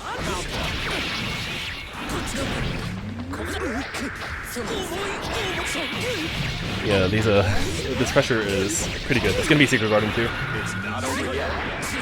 This player is pretty consistent at getting the Secret Garden routes, which is really important. And again, I don't think before Strive I saw a lot of Milia. I didn't see a lot of Milia players going for these Secret Garden routes in North America at least, and I think it's a more recent development. I know Karmakwan here obviously is one of those players that does it. I know in the West Coast there's a player named Sky that does it quite a bit too. I think there's... I watch him play the Rev Tuesdays. Yeah, there's also a player named Cha-Cha Man in Toronto, and he also has those, I think. Although not as consistently as Karmakwan, I think. Yeah. But still, like, Karmakwan's been playing a very technical, very tight melee game, which I like to see. Yeah, and I don't know. It seems so important. Yeah, Heaven Sent is the other one too. I think Heaven Sent is New York. Also, I could be wrong. Keep on rocking. But yeah, I feel like all these Secret Garden setups and routes are just so important to play the character. They provide just so much good pressure for the character that she wouldn't have otherwise. There is a reason why Japan and Korea rate her so highly. Yeah. Partially it's because they also play against people like Ranger and Nakamura. or genuinely just like godlike at the game. Yeah, but for example, like I don't remember Lord Knight doing these setups. For example, I can't remember. No, Lord Knight likes to have a lot of opinions about Guilty Gear, and he certainly has put time into the game. But he's not like grinding like every little character specific thing and everything like that. I'm detecting some salt from your speech right now. Salt? No. I just whatever. I'll go into detail later if you're really curious. But for now, the match. I was gonna okay. Yeah, it's gonna be. I was gonna say Kaizuka has this flashing risk bar that's bad, but he also has like 5% life, so whatever. It's gonna be 2-0. Of course, showing some pretty good dominance from Milia's side. SPC also, I don't think I've seen this player that much before Strive, but I think we had him on here like once. yeah, before and SPC did make like top 2, I think, before, which is pretty good. Yeah. But next up is gonna be Pazoo versus Kivister. Okay, yeah.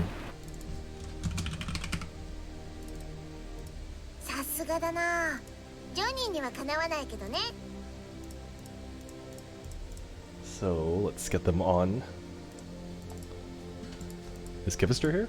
Hold on.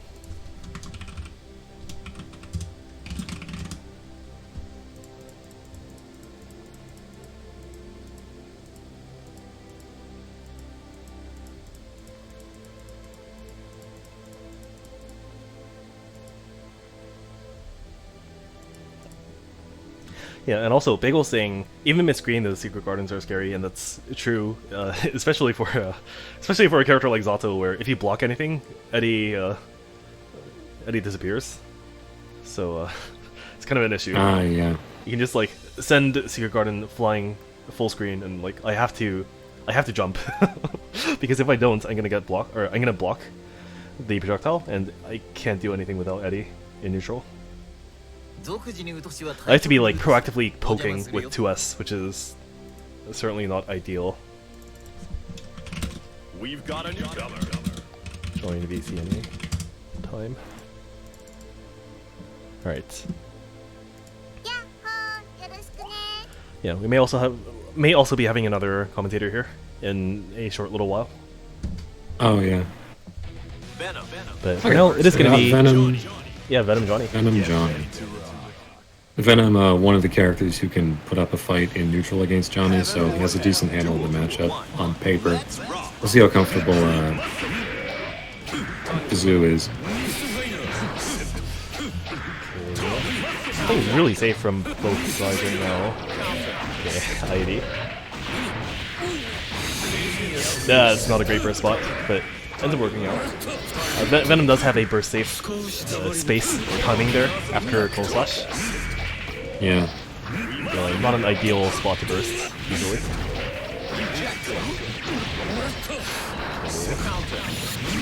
Got that confirmed. That did look pretty cool. Yes, JS 2S. It's unfortunate that he set the ball there. He already had it, so it went away. Just barely missing. Oh, Kivister's trying to do some funny stuff in the air with this dancing and this fighter. Usually you just see throw coin this fighter or just dash run JPM or JPKS, etc. But yeah, it's a little bit odd of a combo. Okay, are these? Is this like? It might be a little bit, yeah. Okay.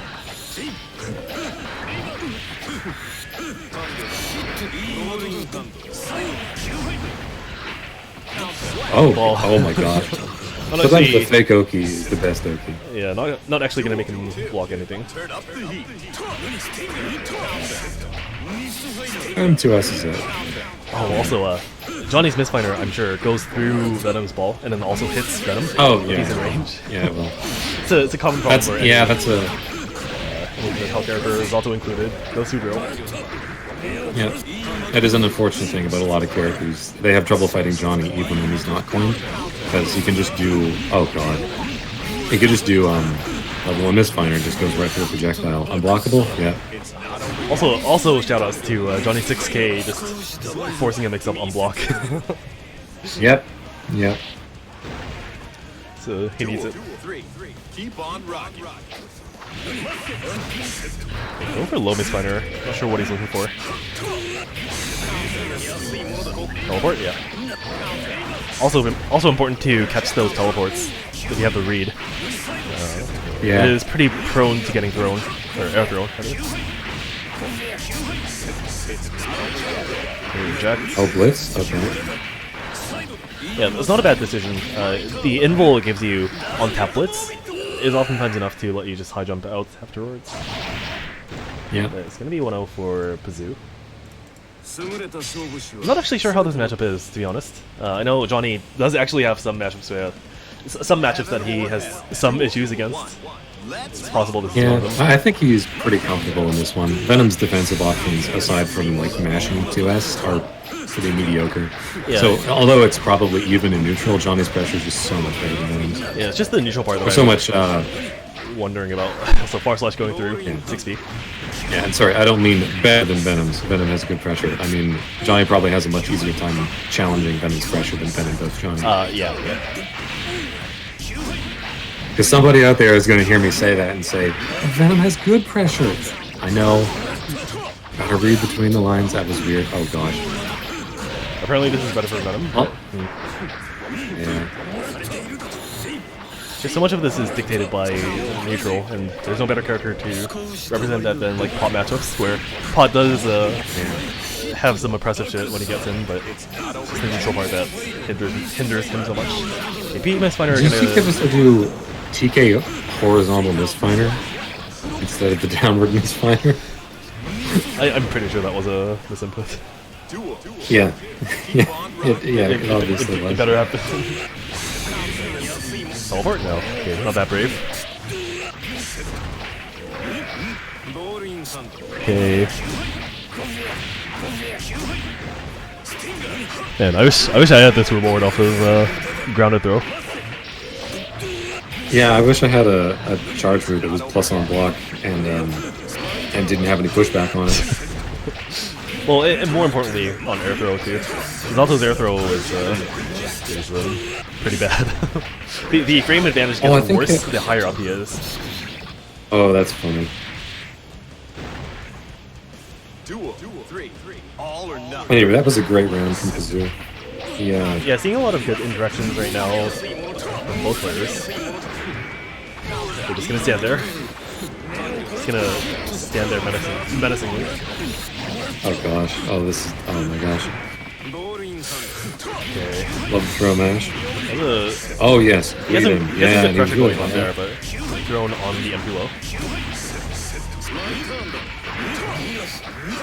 That was vulnerable to throw too. Get it just pressed for H. Yeah, I guess he was worried about other things. Vermin should kill here actually. Yes, super. Pretty sure. Yeah, I'm pretty sure Venom is dead. Oh, Oh, he could have gone for a how better is it route. alive? The Logan get it. 1-1.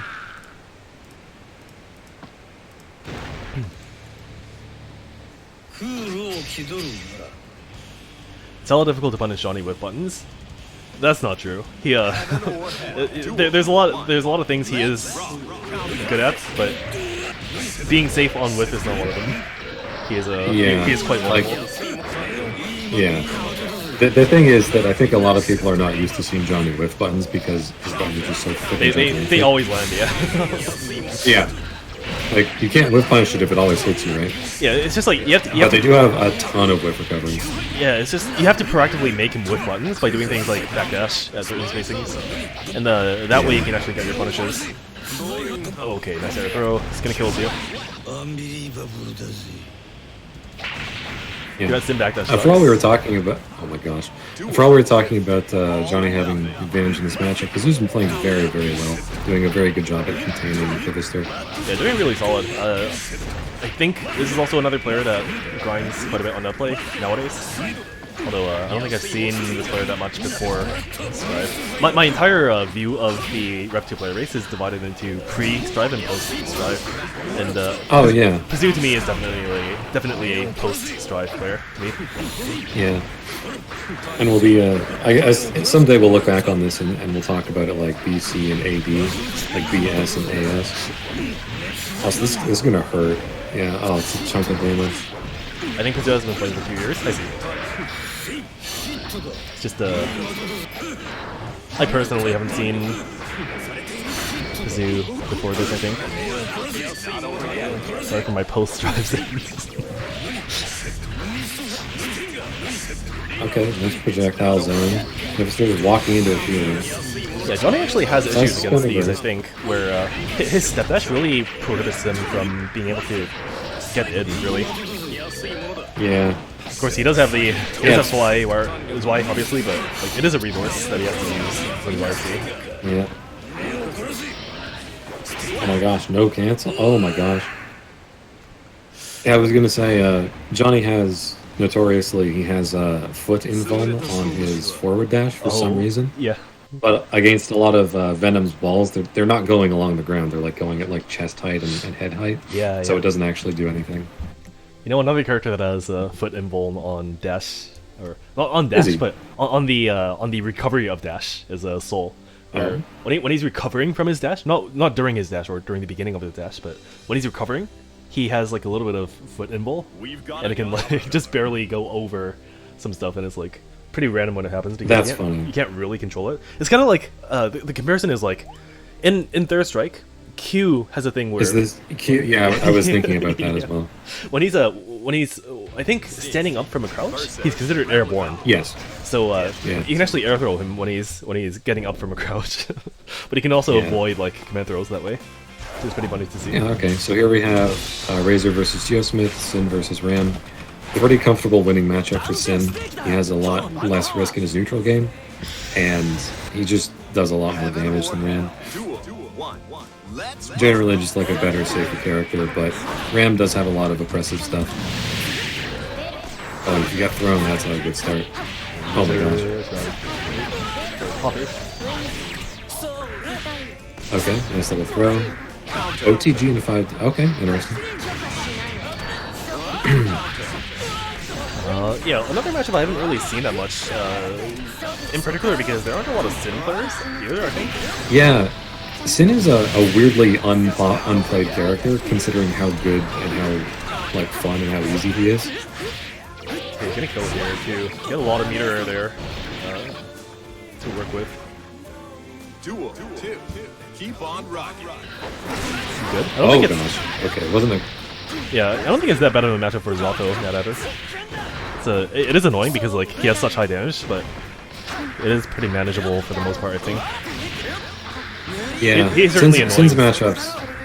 Though. Yeah. So we talked earlier about how Johnny's matchups are like, can this character compete against Johnny's neutral? For Sin, it's a lot more simple. Like, can this character do something to make Beat Driver not free? And Zato can kind of do that by placing drills or putting Eddie in front of Sin. So I could see why the matchup would be not as bad for him. Yeah, I mean like As his stuff does still go through drill. Like Beat Driver obviously goes through drill, but right. it's just like, yeah, he has high damage, but he does have some difficulty getting in as well. But gonna be actually a 1-1 or 1-1 in rounds so far. Yeah. Also, I want to compliment Geosmith on that green Darrow that unfortunately did not lead to much last round. That was a very nice Darrow. Very weird vulture in the Beak Driver there. That was really weird looking. Yeah, and if you think about it, Sin actually has something similar to Zato going on, where you have this like psychology of, am I going to eat or not when you're low on bar? And it's actually, Right. again, when you think about it, it's pretty similar to how Zato decides not to unsummon or to do so when he's low on Eddie Gauge. Yeah. So there is like a very similar Speaking of psychology eating, that was really good by Geosmith doing IAD jump S to punish Razor for eating. Unfortunately, Sin can just confirm Beak Driver and do a little bit of damage if he needs it. Yeah, just spending all his calorie gauge for the end of the round. 1-0.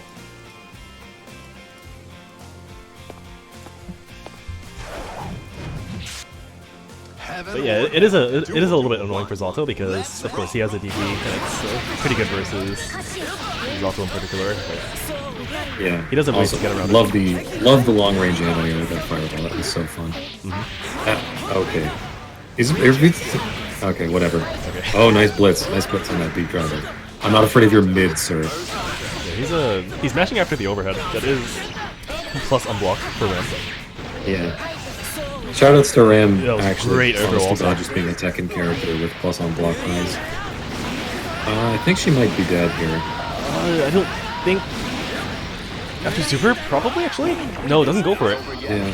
Oh, yeah, that could have killed. I don't know why Definitely he's. spent 100 meter on it. I don't know why he's not going for super. There it is.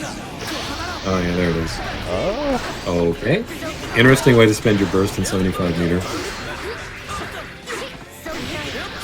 Oh, that could have killed too. I think. That could have killed, yeah. Okay, gold burst. Gonna set up the, yep. Oh, just press a button earlier. Yeah. That was That was a total scramble that didn't need to be that way if Razor had killed. Three But opportunities. Smith takes the round. to win the round. Thrown away. Into the trash. Sevis. Oh, catching the anti-air with the... What's it called? The big Bull bash. bull bash, yeah. I have a lot of trouble with move names in this game. It's fine. I a think lot of it- them are complete nonsense. Part of it is Oh because... gosh, she's dead. Oh, yeah, he is. Part of it is because my first fighting game didn't really have move names. Well, it does, but it's like really So good. hard to... Yeah, so good. Yeah. So you always just say like Oh, gosh. 6C, 2B, etc. 2, 3, 6, Right, right. Big counter it. Oh gosh, counter hit 6H from Sin. That's a nice damage. Yeah. But Razor decides to go for Not getting as short much... combo and eat. A lot of Oh. trades here too. Very scrambly so far. So just the entire set. Yeah. Where it resets. Doesn't quite have enough meter for super. Yeah. Not that she wants to use it right now anyways, but after this one, she really would have liked to use the anti-guts. That 5D mash actually working. As a 5D anti-air. first- Oh my gosh. Yeah. Okay, this is a big start. She has a lot I of will risk feel so bad built up. if he loses off of this, which he's probably going to. Yeah, there you go. Oh, okay. Oh, that's unfortunate. It was going so well, and then he Wait, just who- panic bursted because he got so... He Did- probably got offended by 5D. Did Razor quit the game, or did Geosmith? I feel like Razor did. They're both in the lobby. Okay. Razor was off the cab when I loaded back into the lobby. You know, there are a lot of Strive players watching the game right now. You might want to show off the IK system. Oh yeah, yeah, that other really cool thing that Strive doesn't have. I quit. Okay, yeah, Razor did quit out of the match. All right, it's gonna be IK. Yeah, IK is a thing you can combo into in this game, which is unique to this game actually. You can't really combo into it in Plus R either. Yeah, not universally. There's some characters who can just sort of do it, but it's not like a codified set of circumstances. Yeah, but it's certainly more common in or it's universal in this game for sure. The goals and Spino on stream. So I think this is our only Quebecois player now in big goals versus Spino. We've got a newcomer. You may have said this earlier, but do you know where Spino's from? Let me check right now. It's in the US somewhere. Maine apparently. Oh, okay. Oh, okay. Yeah. Oh, that's pretty... Alright, that's pretty close to the border. That should have a decent connection to Montreal, hopefully. Mm. And this is going to be Slayer Faust, which is probably like slightly Faust favored in the mid-range and maybe even in the close range a little bit, but Faust hurt boxes make Slayer go very happy because of his big combo damage. Slayer Sorry, Faust. because of the fact that he can do fun combos on Faust, like a lot of characters. Yeah. So I think it's probably overall even, and it'll come down to players. There's bound to be a lot of interactions specific to this matchup where, like, I don't know, maybe, okay, it's already pretty hectic.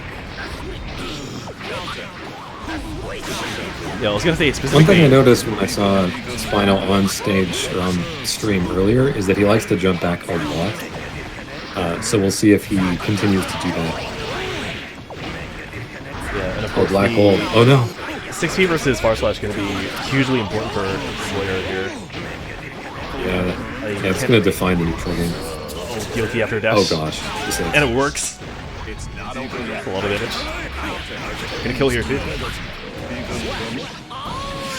I would have considered bursting during the 5D. That is a safe spot to burst, always. Keep on rocking. Yeah. Because you do have full gauge there. A lot of meter to work with. He did get a meteor right now, but it's not gonna work.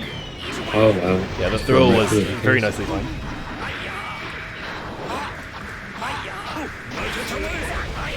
Take that over. A lot of risk too.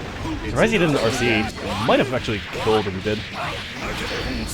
Although maybe I'm overestimating Slayer damage after RC. Yeah. Maybe a The Slayer, relatively, it does fall off a little bit. relatively quick one up. Yeah, that was nice control of the game by Bagels there. Just trying to navigate around all of Faust's buttons right now. And doing pretty well. Okay, that does combo. Oh, nice. That's such gosh. a huge hit. I wonder if he has like... I thought the gravity might mess up the combo there, but it worked out pretty well. 'Cause Yeah. of Bagels. I have to wonder if he has like black hole specific stuff too. Although I'd be really surprised if he has those lab outs. Yeah. Okay. Stunned pretty quickly too. Yeah. I think Spano's just not quite sure how to deal with Bagels in the neutral. Because Bagels... Oh! Okay. Yeah, that's a good start though. Okay, 2K. I like that 2K. I like that 2K. He'd been doing a lot of 6H as a meeting, or as on Oki. Yeah, But Bagels had gotten used to it. Yeah, I don't know. I really enjoy seeing Faust in this game. Yeah. He has a lot of amusing stuff, gameplay wise. Okay, what's it Oh gonna be? gosh. This is one of them. I love playing this minigame, and he got it. Oh my gosh. He's a god. Bagels, you're a god. Oh god. I'm also a self-acclaimed. Okay, might kill here. Does he have an IK? Yeah. I wonder if he has an IK setup from that situation. He did that full bar. I love that RC just to keep things safe. Oh, that's huge. Gonna kill. Oh gosh. I don't know what Spino was doing going into Pogo and then doing Flower, I think? That was Charge Flower. That is max damage from this screen for Slayer. And max damage Slayer is a thing to be feared. Oh yeah. Both HP and stun wise. Yeah, it's gonna be 2-0 for Bagels, and next we have... Let us see. Oh, Bagel says he tried, so I guess he tried to go for an IK or something.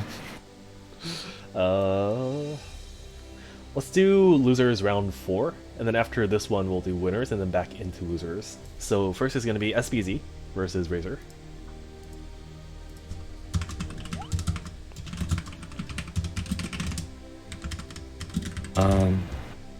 Sunset Jack in the chat says Faust has like no bad matchups, I feel.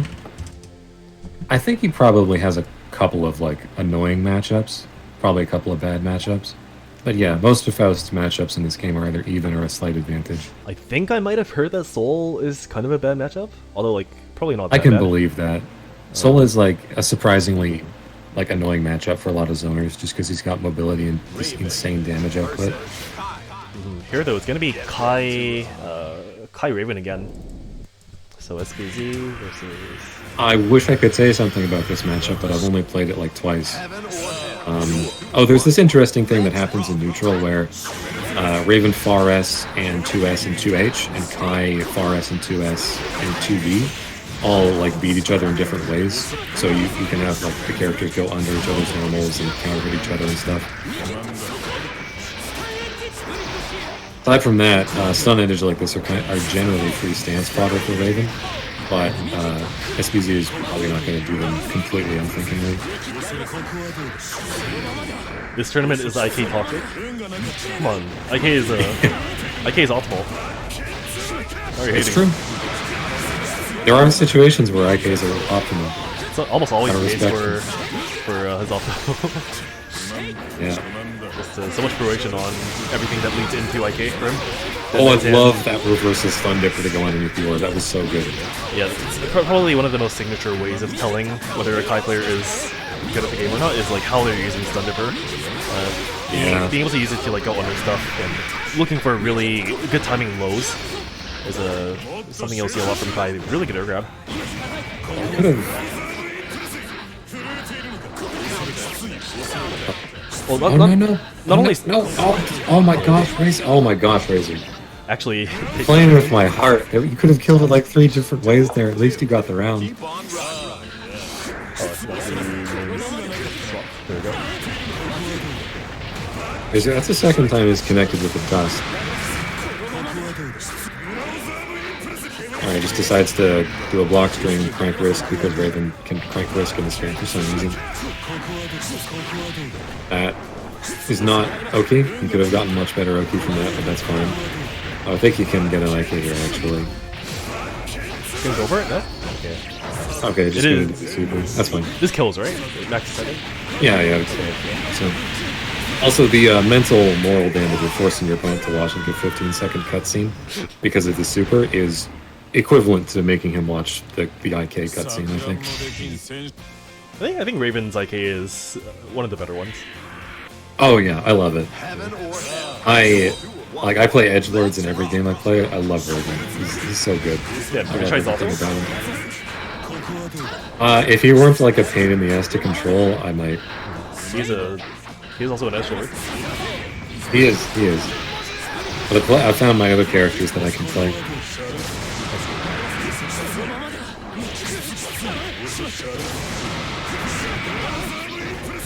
Did you ever play? SPs are not doing like Yeah, did you ever play Under Night? Under Night, a teensy bit back when it was popular. Oh, who did you play there? Wow. Yeah, actually gonna go through. Wow.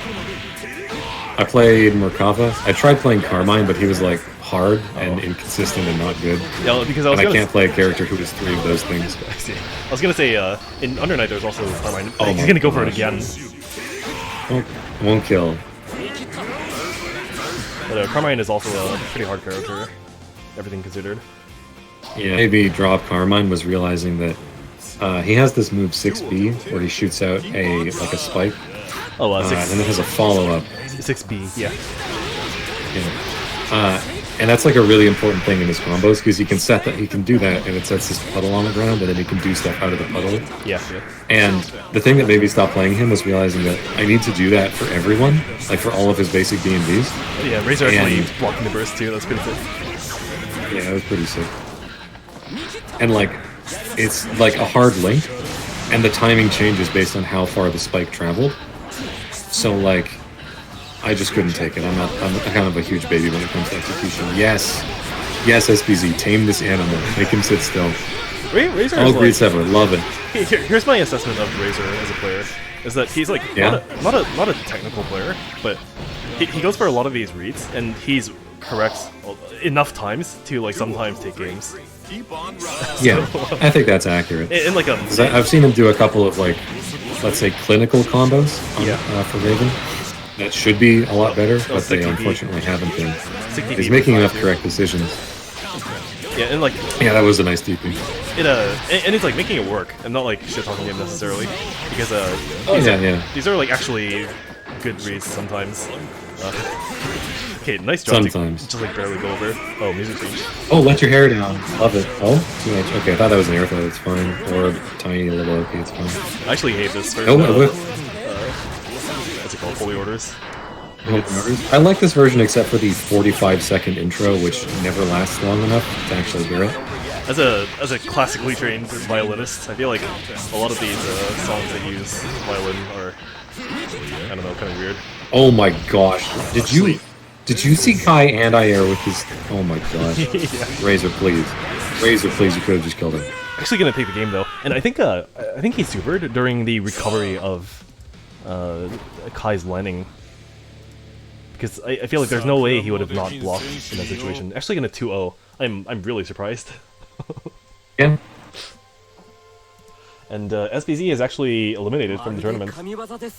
Dang.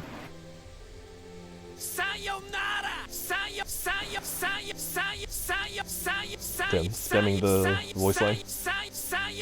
Of course. That's a good one. Um. At least he's not doing Mei, which he likes to do. Someone in chat asks, Wood Mancini asks, I just tried Darkstalkers VSAV. Is Raven a tribute to Jeddah from that game? There's certainly a lot of inspiration, yeah. The glide and the orbs and the blood and everything and the stretchy limbs. He's definitely an inspiration. He definitely takes a lot of inspiration from Darkstalker's characters. And speaking of which, there's also like obviously the hover dash from Morgan, and that's probably like a direct. Got a newcomer. I don't know, what would you call it? Inspiration, I guess, for Eno. Yes, yeah, Eno also takes a lot of inspiration from Darkstalker's characters. It's a cool game. I really want to. It's one of the games I want to play the most right now, if not for the small player base, and like the lackluster training modes that people have made. Yeah. Oh, Sunset asks, why does Elfeld 6B have upper body invuln even though it's an overhead? I don't know. No one knows. Yeah. I don't know why they added it. I don't know why they added upper body invuln to that move because it didn't need it. Anytime you ask why does Elfeld have this complete degenerate bullshit nonsense that she doesn't need, the answer is I don't know, and nobody knows. And well, not only Elfo, but yeah, there's a lot of damage and stun. I was gonna say not only that, but also like for a lot of interactions in Guilty Gear, it's just like that's also the answer for like regardless of the character. It's like why does the character have this? It's yeah, no one knows. And it's very true. It's part of the charm of the game. All or nothing. Yeah. There are a lot of like I call it like jagged stuff where the moves behave in like really strange ways, and sometimes it's really polarizing and hard to predict. But like that's kind of the charm. Okay, bite. Okay, 16. Oh gosh, you're getting bite loot. Oh my gosh. Oh, please stand up and combo. Oh no. Okay. I really wanted Johnny to trade on that and get tumbled and for Slayer to combo after. That would have been the most justice thing in the world. Actually, let them get away from the corner by dashing one hit.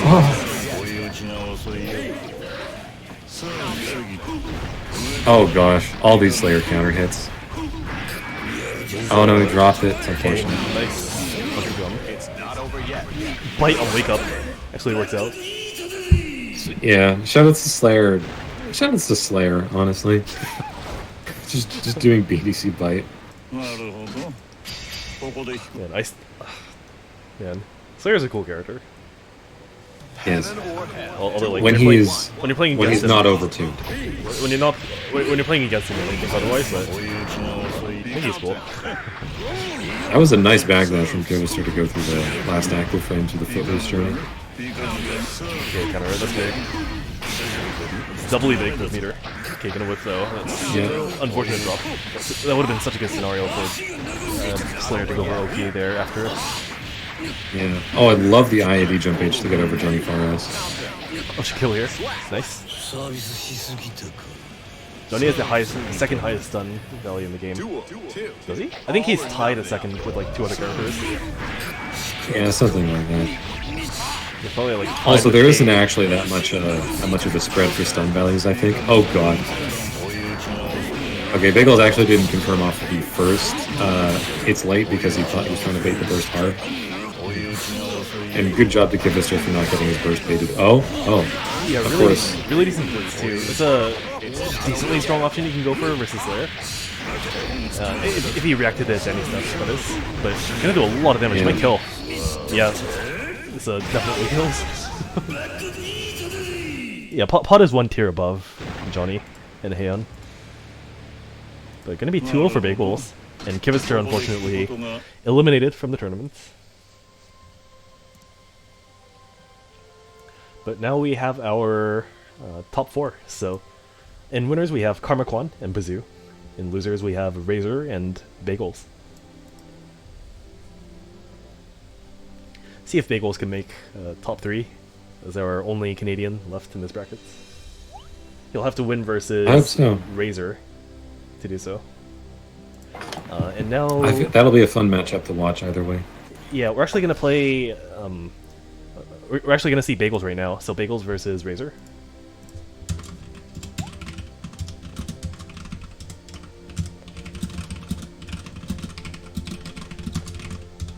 And pursue. Raven versus Slayer. Get ready Okay, so Razor versus goals.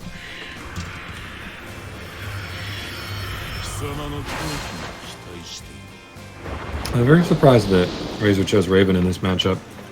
I know that a lot of Slayers complain about the Sin matchup because he has like a safe reversal and his neutral's good enough to stop Slayer. I'm curious as to why Razor feels more comfortable playing Raven. Let's rock. Yeah, I mean, We'll see what the round starts like. his decision making is sometimes kind of questionable, so we never know what he's gonna do. Yeah, And like sometimes in a good way. Yeah, not knowing what your opponent's of gonna course, do. you got to be unpredictable. Can be a strength. Oh, he missed his micro dash. Yeah. I like the idea. Yeah. That does catch a forward tech though, right? Regardless. At that time. I think so. Yeah. Okay. 6B, but not quite the counter. Oh god. Oh. Okay. Yes, please kill him for doing that. Yes. Oh no, too far away. Denny's are just. Oh, I love that. Oh, that's so sick. He went over like 2 different normals consecutively. Yeah. The first time with the Denny's, and then I the wanna second go time with Razor the. Burst. No. Yeah, and the second time with the 6K. I love how we got to see the slow motion on Raven 5H because Razor was just mashing the fuck out of throw. Like a true Guilty Gear player. Yeah. It's huge. So much stun on a character with the lowest stun rating in the game. Second lowest. Second Oh, lowest. second lowest? Okay. Wait, is he? Really? Yes. Izzy and Chip have first stun. Oh, okay. Yeah. I was in first on the pile bunker. Interesting. Okay, this is literally just one hit away, and Slayer doesn't have 50 bar. Good start for Razor. Just getting it here. Any backdash DOT will. Oh my god. Okay, Just do 6P. it's a powerful 6P. It's a hell of a button. Yep. Switch to Sin. Oh yeah, might be. Probably gonna see it here, unless he plays some other character that I'm not aware of. I know he has a. I was just gonna say, I know he has a stylish pot, Interesting. and here it is. This is a bad matchup for a Slayer. Oh, Is he switching? Razor to Sin? playing with all our hearts. He might not have selected stylish accident. Okay, he's going to Sin. Okay, there we go. Sin. That makes more sense. Yeah, so Pot does have a lot of timings versus Slayer when he can go for a guaranteed Pot Buster versus block strings. So like Yeah. I think Pile Bunker on hit, like not on counter hit, but on hit can be punished with Pot Buster. Maybe. And like there's some other weird things like that too. That's pretty funny. Mappa. Fortunately, but Pot's not on the screen, so I don't have to worry about any of that. Yeah, it was Mappa I was thinking of, not Pile Bunker. And also like his close slash far slash string can easily be interrupted with Pot Buster too if he's not careful.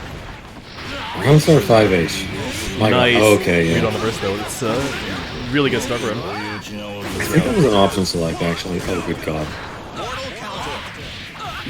Gotta love Stage of Time and Slayer. Oh god, this is gonna be... He should be dead here. Is he? Yeah. Oh, he does have a. Okay, he's going for reset. Okay. We're just not blocking again, that's fine. Saving the burst, huh? He could have gone for Berserker real easily there.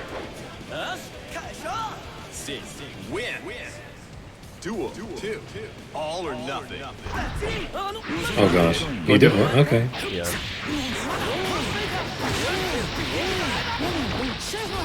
Also, another small trivia. Sin can feel a little bit hard to burst against, but if you do want to burst, the spot you want to look for is the DP during his combos.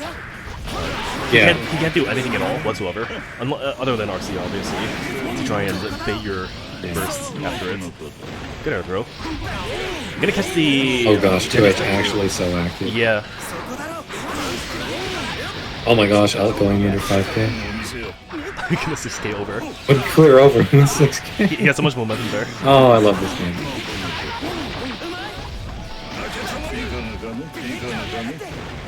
Oh, I think he could have, yeah. He's gonna block. complicated this. He's not blocking. Oh, he doesn't know. He doesn't know. He won one. It's a cross up. I hate to say it, but it's a rookie mistake. Bagels. That is a rookie mistake. Can't be dying to Sin Super like that. That cross has been in the game for like 5 years.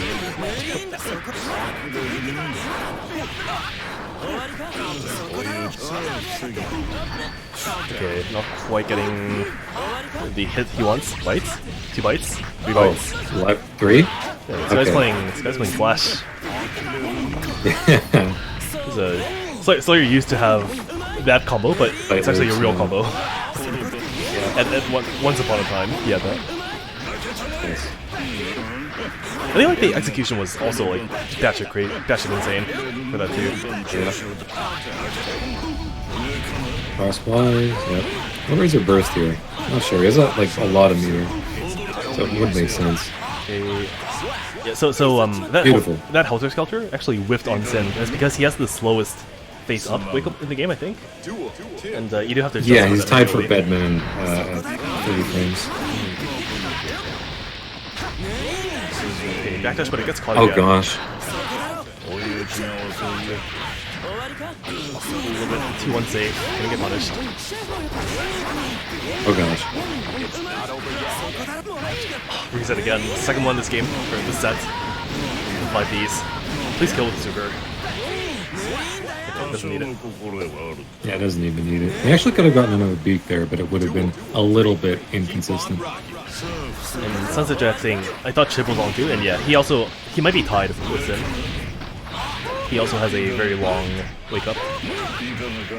Yeah, not sure which one it is for Chip though. Anyway, okay, fine. We're blocking 5D. Good. Yes, and air? Okay, no, not. That's fine.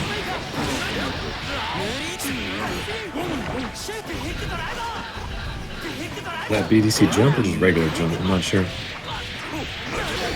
RC? Yeah, crosswise. Where's this? Yeah, they're whipping again, unfortunately. Remember, that's huge. Oh, jump D. If you have Jump D Earth- is some shit, honestly. Oh my gosh, he just walked forward. Oh, and the No, burst again. not that. Don't press that. No. So unfortunate. That means he's eliminated from the tournament. I think Bagels does not know the matchup. That is not the move you want to burst. You cannot burst Bull Bash. You can sometimes burst Beak Driver if he's really close to you, but not Bull Bash. It recovers so fast. Yeah, Bagels. If you had the stream on while you were playing, you would have heard my my piece of trivia to save you from that situation. But it's unfortunate. And with that, I think It's fine. all Canadians are eliminated from the brackets. Hold on, I'm gonna put in the scores. So that was 2-1 Bagels, or 2-1 Razor rather. And next we're gonna have Karma Kwan versus Pazoo in winners finals.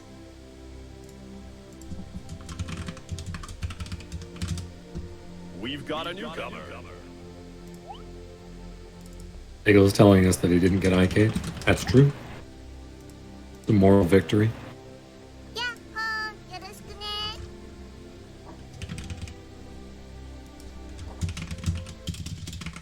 Melia versus Venom. Ah, someone says Sin has a thing where he replenishes his food if he eats fast food items. That's correct. He gets half of one of his chunks of the food gauge, which is not functionally different from one, but it's just not quite the same as one for some reason. Anyway, Karma Kwan off to a beautiful start, putting Venom in the corner and making him suffer.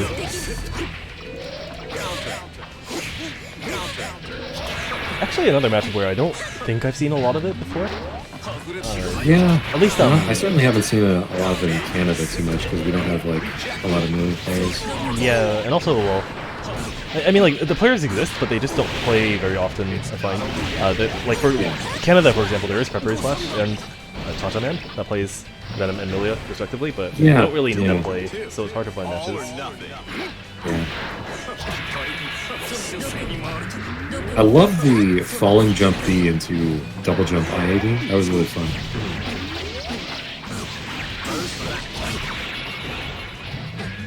kind of like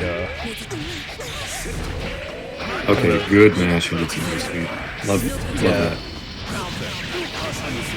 yeah, movement in general going to be so important in this matchup, where you want to be navigating through the these balls. Oh, is my cursor on the screen? Hold on, should be the case. There it is. Good, my bad.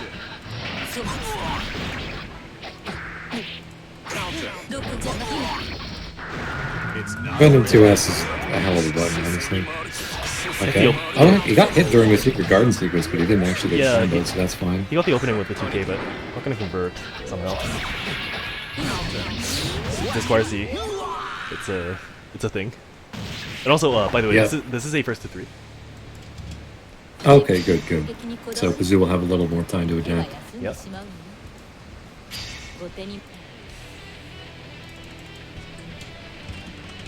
Heaven or hell. Duel. 1. Let's rock. Yeah, that's the one, like, one of many saving graces that Venom has a neutral in this matchup is that 6B will just completely put an end to any of Amelia's nonsense. And you can see Amelia took 2 small combos down 50%. Venom's actually a fairly, like, average to high damage character, which you wouldn't necessarily think given his neutral control and his pressure. Well, oh gosh. It's partly because he has such good neutral control that he can't really have such good reward in terms of damage, right? Yeah, but like his reward is actually pretty decent. Like I'd say it's average, not below average. Oh yeah. Pin actually gonna whip there. Pretty bad. Yeah, now okay, yeah, Kazoo just camping Pin. Yeah. I have toyed around with this concept a lot before, where I wanna stay in the corner, like intentionally corner myself, so that Milia can't get her pin on the other side of the screen. Oh yeah. Yeah, a lot of people do that. I think it's not viable. It's an important thing in the matchup. I think it's not viable. It's not too. you die too quickly to Milia, even if she doesn't have pin. Yeah. I've learned that the hard way. As much as I would like to show off the matchup knowledge, I don't think that's a good thing to do overall. Unfortunately. So too bad.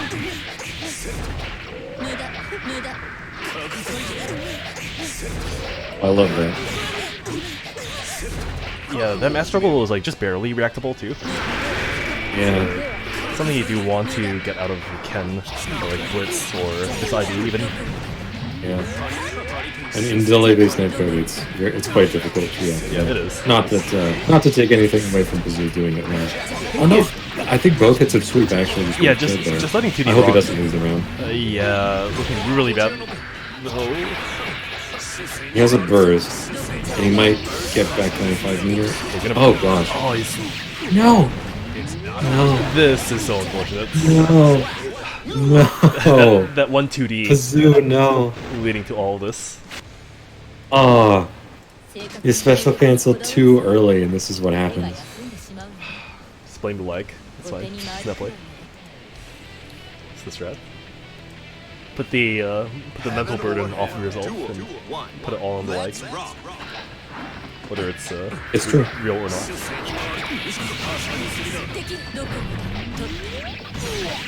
It's so fucked up that Amelia can do like 6H second hit jump cancel, IAD, and then cross you up and hit you with a low. Like, oh my god.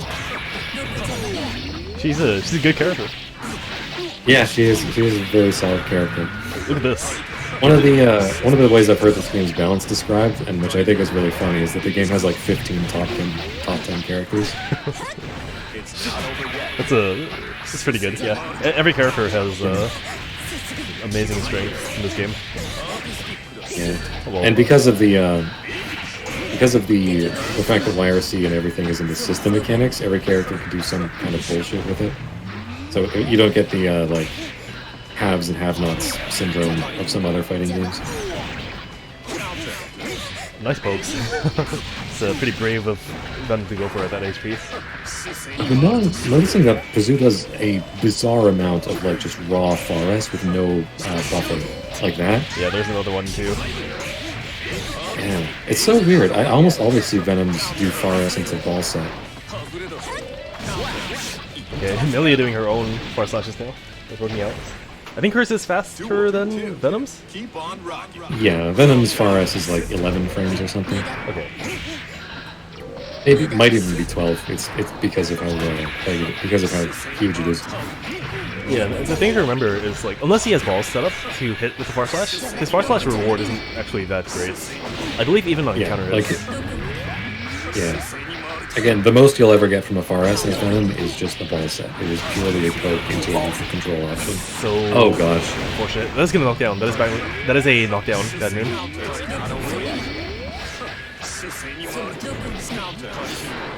Did a ball set there. I'm not sure what that was.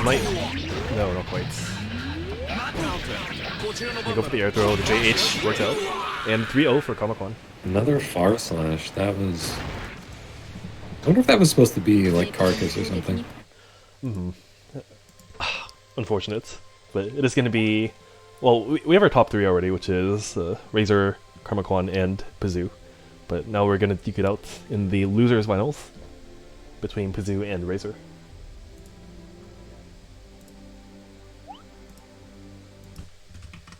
Raven versus Venom. Get ready to roll. So it is losers finals. Heaven or hell. Duel. 1. Let's rock. Oh, hold on. I had the wrong flags up. It's only Americans from that one. Yep. So I had to play against Pazoo earlier. It was my first game, I think. He's good. I think Raven he has an alright time in this matchup though. Because Raven's ability to dash forward and like go for a poke with balls is like so scary to Venom. Raven's stance is also really good for dealing with like one random ball from Venom. Yeah, and also we just saw Pazoo versus Comic-Con, but I really want to see Razor versus Comic-Con. That'll be I feel like he has a pretty good chance of winning a game at least.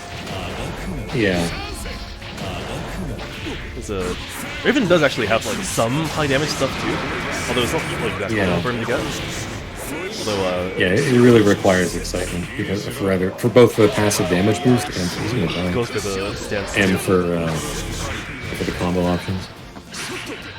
How easy is it for Raven to go through the ball hits in neutral with his dash?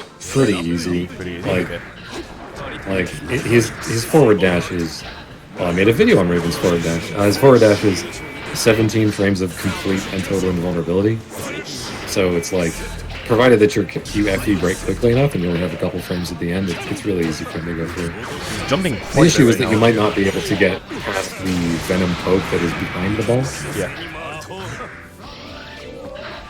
Razor right now is doing neutral jumps quite a bit right now. I'm not sure if it's a matchup thing. It's kind of just a Raven thing, because normally you might want to IAD or jump forward or something, but... Yeah, it's just normally I would expect to see more needles, but I guess it's the threat of... What's it called? Stinger.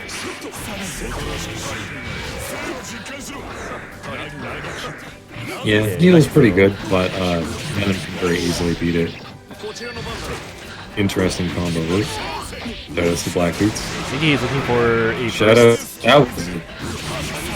Okay, I wish I could tell what's going on better. Yeah, he could have killed her after the throw just by doing super, right? Or does it yeah, not? he could have. He RC'd and dropped his combo. Okay. When he didn't need to RC for the combo. Oh, should have been punished, but works out anyways. Yep. The IB on the JH of Venoms should be a guarantee punish every time with air throw. So 1-0 for Razor. Heaven or hell. Duel. 1. Let's rock. That was neat. Oh, love Raven 2H. What a button. You push that button and magical things happen. His Yes, JD... that's something that tells me, like, again, oh my gosh, okay. It just works. It just works. You just do stuff and it works, man. I'm not sure how it's working, but it is. Okay, here's another throw. Okay, red RC, unfortunately. I actually could have comboed off of that and gotten a really nice set, but yeah, it wasn't taken for me in time, unfortunately. That Venom 6B actually going through Raven JD somehow. Yeah. Raven JD does actually have a big hurt box on it. So It does, yeah. Like, 6B going through is pretty amazing. YRC to 6H from Venom. Oh, nice gold burst. Oh no! Okay. It's gonna be a 2-0 for Razor. So, might actually see the Razor Karma Quan matchup later. Hopefully Chaos does not win. Oh, 6B, yes. Don't let him do this nonsense to you. Focus. Oh, that's a pretty big drop 6B, for... yes. Put him in the corner. Make him humble. He got a Venom Chip damage on him. Okay. Yeah, Venom got a 5H accidentally. I think he wanted to do Carcass Raid. That's a pretty devastating drop. Oh my gosh, double head. That's unfortunate. These balls have to be so annoying for Raven. Yeah. Nice I was surprised he didn't go for Dark Angel there. Yeah, he had some good opportunities to try and lead way more pressure. But it's a big hit, nothing though. Oh no! Looking for the burst. Heartbeat on it. Okay, whatever, it's fine. Something that I've noticed about Kazoo here is that he's getting, I mean, maybe it's just Razor's neutral, but he's getting, like, he's having to hold a lot of dash approaches like that, sort of glide approaches, I mean. Yep. Whereas Razor has not actually done any of Raven's anti-air stuff out of the glide. So, on paper, there's no reason for any of this to be working. It's a really good start. He gets a grab too. On RC? No. Another one. Also, fun fact, you can just jump forward out of that grab and get a punish, but nobody does. You really have to lab it out to have the muscle memory to do it. It's like a very instinctual thing to jump backwards. So. Yeah. Another grab, not the working side. Yeah. Razor looking for an IK, I guess. And I would not want to. Oh no, Might be a please start. no. Air grab? No. JD is. He can get it here. He drops it though. No. That 5D was such a good option. He might die Yes, here if he kill doesn't him, burst. please. Yeah. Yes. And not Razor being a gentleman and refusing to burst. Just not bothering to even try to bait it, and it works out. And this is also a first to 3. There's losers final. Heaven or hell. Duel. 1. Let's rock.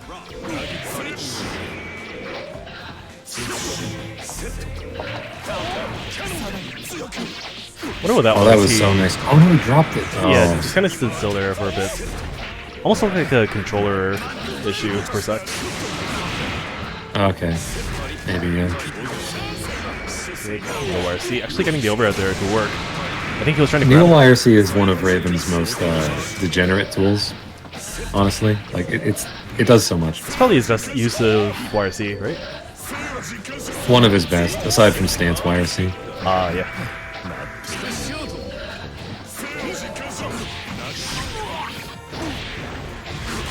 He's gonna dash through the poke. Yeah. I wonder if he can use it more because I like that more. Yeah, because Kazoo has shown that he's going for like a lot of these pokes from neutral with flash slash. Yeah. Oh no. I love that. That was a great mental comeback from Kazoo. He just waited. Ever since Razor did the dash and Kazoo stuffed it with Stinger YRC, he was in complete mental control of that round. It was good to see.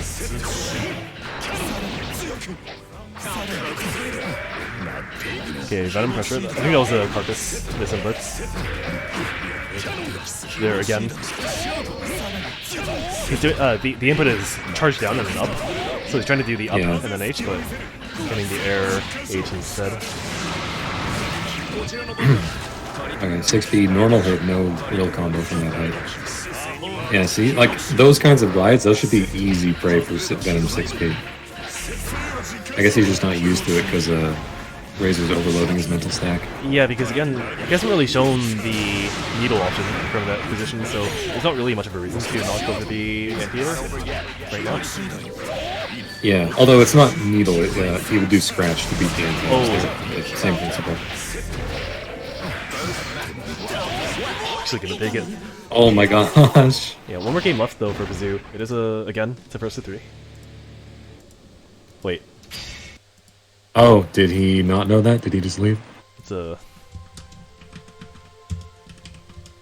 first to 3. One game left.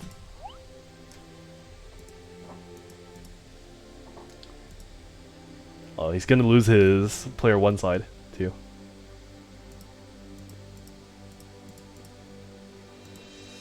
Thank you for not subjecting us to any more birthday train. I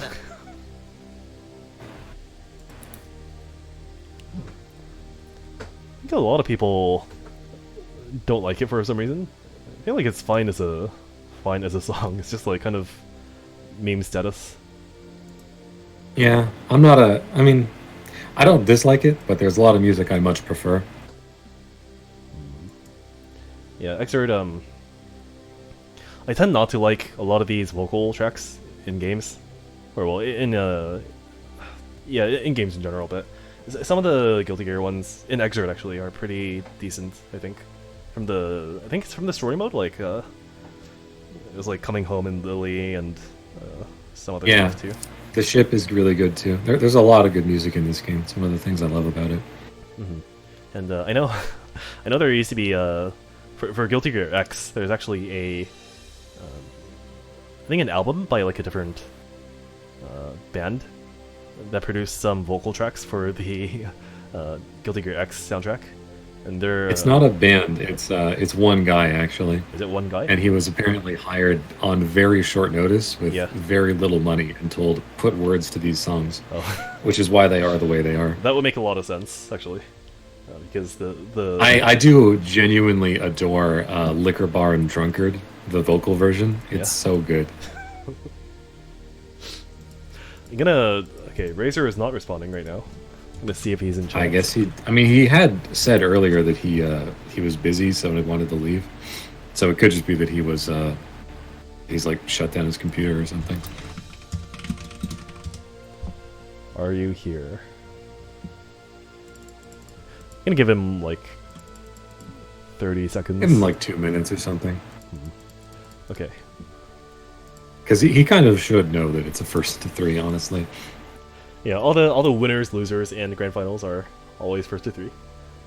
And sometimes, if the bracket is smaller, we may extend it to more matches. But for the vast majority of tournaments, it's just gonna be those 3.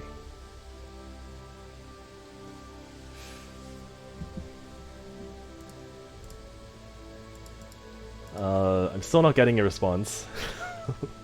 So let me see if he's offline. I guess that's that. Discord. Says he's online. Okay, I'll give him 1 more minute. Yeah. Yeah, if he's not here, it's gonna be.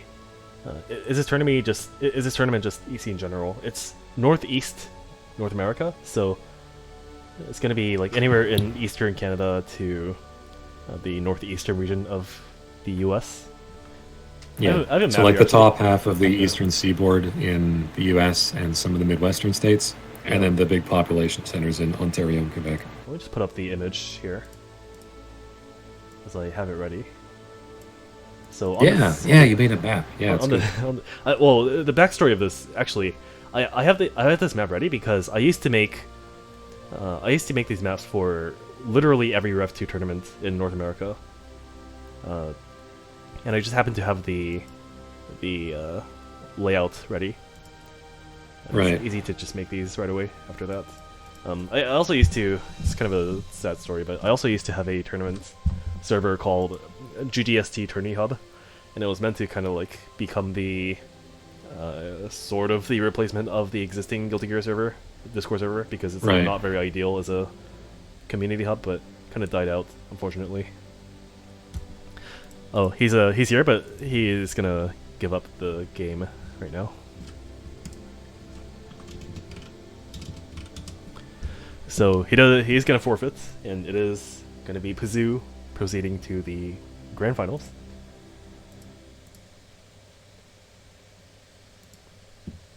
Gonna mark it as 2-1.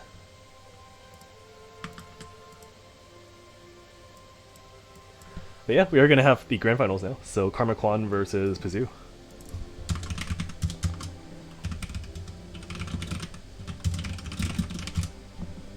And let Karma me- Kwan sitting pretty comfortably in winners. Yeah, let me set this up. And if Karma Kwan wins, this is gonna be the first time we have a repeat winner of ECREV2. Ah, yeah. As we've actually never had that before. Our winners of the past are, let's see. There was Bagels, I think in the first one, or maybe it was Sora, I'm not sure which one. There was Bagel, Sora, RTW, Grasping One, and Karma Kwan. Yep. And So the matchup is going to be Venemilia. Yeah, next week actually, I wanted to set up a thing with the winners of all the previous tournaments and have like an exhibition, 3v3. Oh, that'd be cool. Yeah, but I'm just trying to figure out schedules right now with people, and it may not be next week, but I do want to do something like that. And the concept is that I probably have to play because I need to fill in a spot for Canada, but it'll be like 3 Canada versus 3 US, and then anyone who wants to join in to the teams can join freely as well. So That'd be really cool. as long as the team number is even, obviously. So like it'll be either 5v5 or 6v6, etc. Trying to get that going, but of course the logistics of that is kind of insane when it gets to more than 3 people per team. Yeah. I did have a tournament in the past where it was kind of like and I'm gonna start very soon, but just finishing setting things up. I did have a tournament in the past called Soku of the Atlantic, and this was a tournament where we had like a what's it called? Like a stock battle system. So each player, so it's 5v5, and the players for the teams are determined by a regional qualifier. So there was an NA qualifier and an EU qualifier. And let me just get them started right now. I'll put this in the in-game chat. Oh, whoops, made a typo. Yeah, so there was a regional qualifier for each region. So it was like a double elim for each region. And then the top 5 of each bracket would face each other as teams. And each player on the team gets 3 lives, and each life is tied to a character. The map is still on Oh, screen. I need to, yeah, change this. There we go. Yes. So this is grand finals. Yeah. Also, one of the things you'll see these players do a lot is that they're actually going to play something kind of resembling like Street Fighter, KOF branded footsies, which is funny because when a lot of people think about anime games, they think of like all this disgusting air dash stuff and all this disgusting garbage pressure like this. But like when you know what you're doing and when your opponent knows that you know what you're doing, you get to play this really fun footsies game. Oh gosh, anti-air counter hit digitalis. These forward slash is working again. We'll have to see some adaptation to that. Yeah. I guess the reason why Kazoo is doing that is because maybe the recovery of the set is like too... Like, Melia is just so fast she can punish it with like dash Faris or something. Her pin's basically invisible. I think it's not too bad on this one, but there are some... I think there are some other maps, but I can't recall which ones. That are... No, it's basic. Is it this one? This is actually worse than the colors that what's his face? The other Melia players we've had play, because they were at least blue tinted. Yeah. But this is like a white pin that's red tinted on dirt. Like that's invisible. You can't see that. Oh my gosh. one of the many reasons I prefer playing on Opera House for my net PlayStation needs.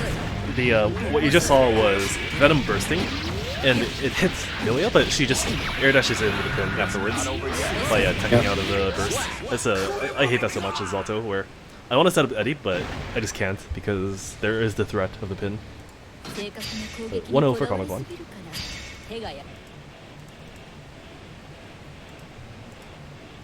Heaven or hell. Duel. 1. Let's rock. Counter.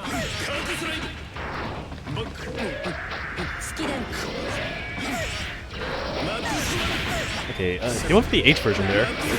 It's quite unsafe on block. Yeah, I mean, hey, if you know it's going to hit, it doesn't matter how unsafe it is on block. Yeah, if it works, it's fair game. God, reminds me of, you ever play Tekken? A very tiny bit. There was this exchange I saw in the Paul Phoenix Discord server once. Paul being the character with Death Fist. Who goes, Yeah. And someone said, what are my whiff punish options with Paul? Like, what should I look for? And someone said, oh, Death Fist is pretty good. It does a lot of damage. It's long range. And the guy says, but that's like minus 17 when I get launch punish. It's unsafe on block. And the other guy says, it's only unsafe if they block it. And that mentality is like, that's such a Paul Phoenix thing to say. I love it when people align with their characters like that. It is like, I think Tekken is one of the few games that still has a move like that, right? Where it's like just, it does so much damage on one single hit, and like it is ridiculously unsafe to make up for it. But usually in modern games, you don't tend to see things like that anymore, where it's just like. I think KOF Ralph has something like that, where he can like charge up his punch. I forget the name of the move, but he does this move where he charges up a punch, and it's like this full screen haymaker. And if it hits, it just does like 60%. Yeah, Millie also, actually. Karmakwan taking another game. He's pretty good at this game. Just run up 6k, and she has 100-meter backing her up too. God. Yeah, KOF right, definitely not something I'm too familiar with. I do want to try 15, but I don't know how it's gonna be. You should play O2UM. That game is fun. I wish I could find people to net play it with, because I think I'd really like KOF if I could find somebody who has not been playing KOF for the last 20 years. I see. I did try 98 UM one time. Or, not UM, the vanilla. And that game, I feel like, has the roughest input reader of any game I've played, more so than ST. And it's a trip. It might. I can't get like. I don't know anything. I can't get quarter circles in that game. It's insane. Oh wow. I was playing Kenzo, and he has a quarter circle back for his fireball, I think. And yeah, so I couldn't get it like more than half the time. It's insane. Although probably half of it is because I'm playing on hitbox, and hitbox is not the most ideal for these very old games. Karmakwan on tournament point right now. Yeah, I think he's won every round. Karmakwan doing a nice job of putting off these one-sided pressure sequences so that we can just have completely unrelated conversations about KOF. Although, like, to be fair, a lot of the conversations about the game right now are going to be like, oh, Amelia's running her Oki again. Yeah. Yeah. And it really, like, it's normally not quite this bad in the Amelia matchup, but Venom has such, like, middling defensive options. Yeah. It's like, if you let her get in, as Venom especially, it's like, it's so hard to get back. Especially if you're out of burst. You saw Pazu when Karmakwan crossed him up in the corner there. He got 5 feet, that was supposed to be a 6 feet. And if it had been, it would have worked. That's an IK I'm not going to go for it though. Or maybe it was yeah, I don't think the HP was low enough. I'm not going to kill here either. Oh? But 10%. It's a very quick 3-out. So, congratulations to Karmakwan for becoming the first repeat champion. And not only that, but defending the previous week's title for the first time. So, we're going to have Karmakwan in here as in order to do a winner's interview. Yeah. But, yeah, congratulations. And I don't have to change any rules today. Normally I have to assign new rules, but...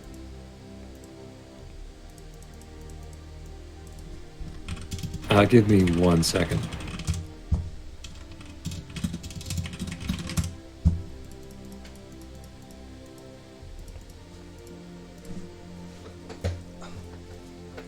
Yeah, there is also a $30 pop bonus, and it goes all to the first place winner. So he's gonna take that pop bonus for the second time in a row now. I have company in my room at the moment. Okay, so unfortunately no winner's interview this time, but we'll have our Thug Finals at least. So let's get that started.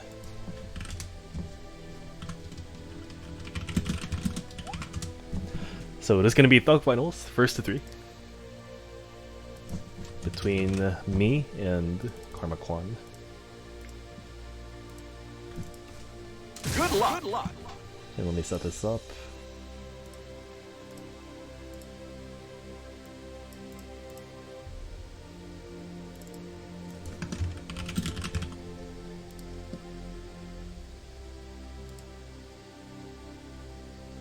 I am in Canada.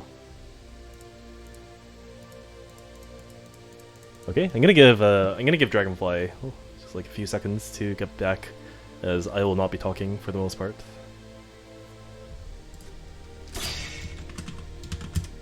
Oops, caps lock. This game also has a really annoying thing where if you have the Korean language pack installed on your computer, or like any other, Japanese does this too, but the game automatically defaults to the Korean language when you're trying to type in the game. So like if I press A here and I type anything, it's defaulting to Korean, even though I changed the language to English. So like I'm gonna change it to English right now, so you can see I'm typing in English. But if I go back into the chat, it's back in Korean. It's really annoying because you rarely ever want to type in Korean for this game, for this region. Some other games have this issue too, but it is annoying in Korean for sure. It doesn't do that for me in Japanese. It does for me. I'm not sure if it's just a me problem or a my setup problem. But okay, we are gonna have Duck Finals right now.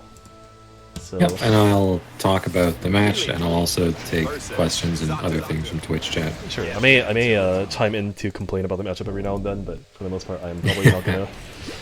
Hey, I sympathize. I hate fighting Amelia too. We all hate her. Yeah, Secret Garden's fucking bullshit.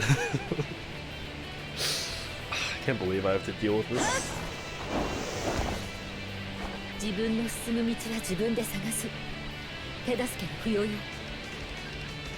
Heaven or hell. Duel. One. Let's rock.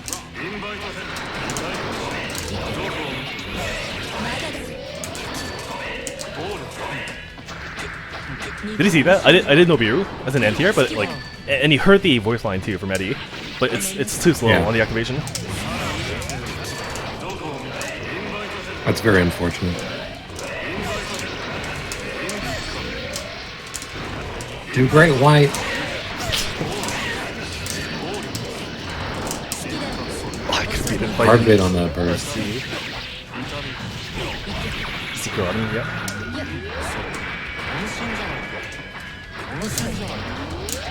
Okay. Yeah. Pressure. Okay, finally you're out. 6H. Nope, not quite. He has RC. I can't attack there, by the way. That's a knockdown. Yeah. So, one thing here also, if I do JK, it doesn't hit low enough for me to prevent the air throw. All or nothing. That's unfortunate. It is. That's an anti-air somehow.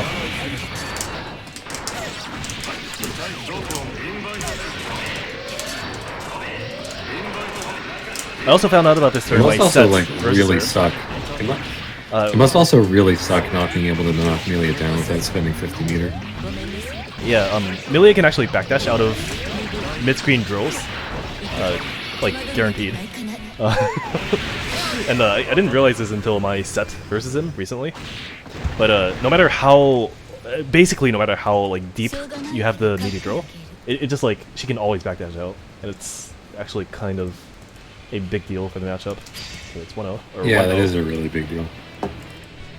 It's I don't know why she has that too. It's like a Slayer only thing. Yeah, Amelia Herpox? I don't know. I mean, Raven, I'm so used to playing Raven and having this like shitty backdash that anytime I see any character backdash anything, I think, oh, that's broken, why can you do that?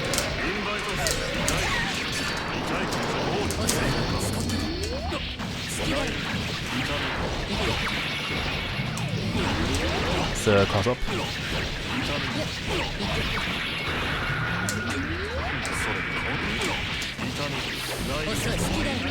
It's not over yet. Yeah, so the problem is, like, even if I block at 6k, I can't actually punish. She has too much meter if she wants to, and then, like, she also has other options as well. All or nothing. Yeah. So she did pin there because she's looking for my burst. Normally you can go for a better route to go into Secret Garden. Yeah. With gold bursty base there.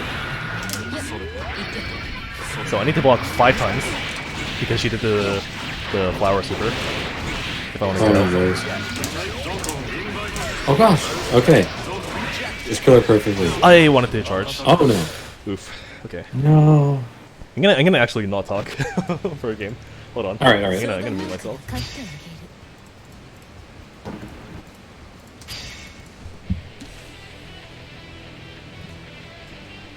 Heaven or hell. Duel. 1. Let's rock.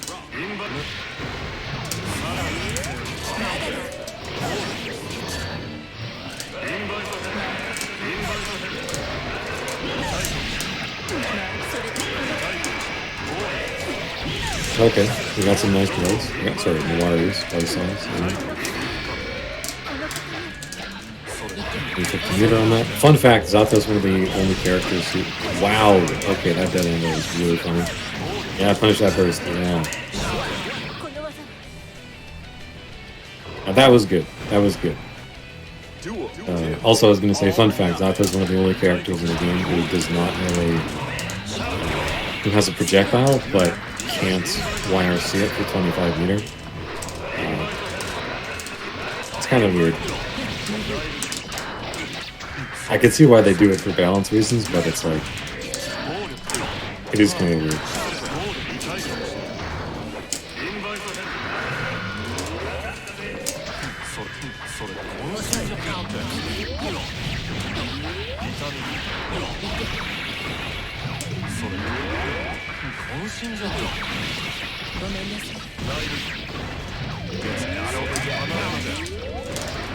Alright, that angle, very nice. Water, that should work. Yeah, drill just doesn't work under there, that's funny. Okay, and just to escape the shadow line. Sorry, not shadow line, break the wall. Oh gosh. Alright, bursting on me? Never mind. I'll try to gold burst, throw.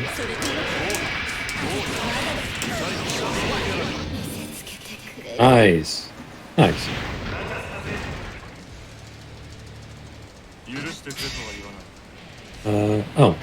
CryCQ666 asks me if I plan on doing more videos like the one I did for Tomo versus Nage.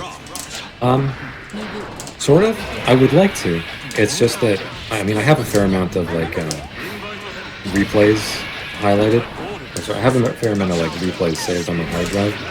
I could talk about them, but the combination of, like, the storyline and the players working out and everything like that was just about perfect for that particular moment. And I don't want to I don't want to talk about just like random clips that I think are cool, because that's kind of not that interesting. The only thing I could think of that even comes close is this is the set from the same league. It was Hawkins Soul versus Zodi playing Raven, and you get this basically in a game like 6 or 7. Hawken looks like he just has some psychic read on Zodi at the start of the round. He just backs up a little bit and then does 6H. And 6H counter hits, so he just murders Zodi. Like, it's like 2 combos into stun, and he has burst super. It looks like he's completely insane in the heat of the moment, but I actually watched that entire set twice, and every time that Hawken stood up, or every time that Hawken started the round, he was backing up slightly to see what Zodi would do, and almost every time Zodi mashed, because he wasn't being punished for it. So Hawken just played the set and just knew that Zodi would mash at the start of every round, and just waited for waited for the right time. That jump K losing to 6-2 was unfortunate, but the YRC kind of guaranteed it.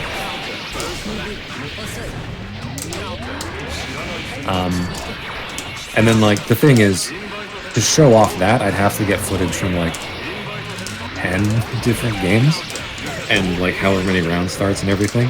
And it's actually, like, not that huge in the grand scheme of things, because it's just, like, he read him and he killed him off of one combo, which Soul can do kind of all the time. Soul could do fairly frequently, I'd say. Yeah, so I would like to make more stuff like that, but I only really enjoy making videos for things I'm passionate about, and for a highlight analysis replay thing like that would require a lot of work if I weren't passionate about it. Hopefully that answers your question, Kryson.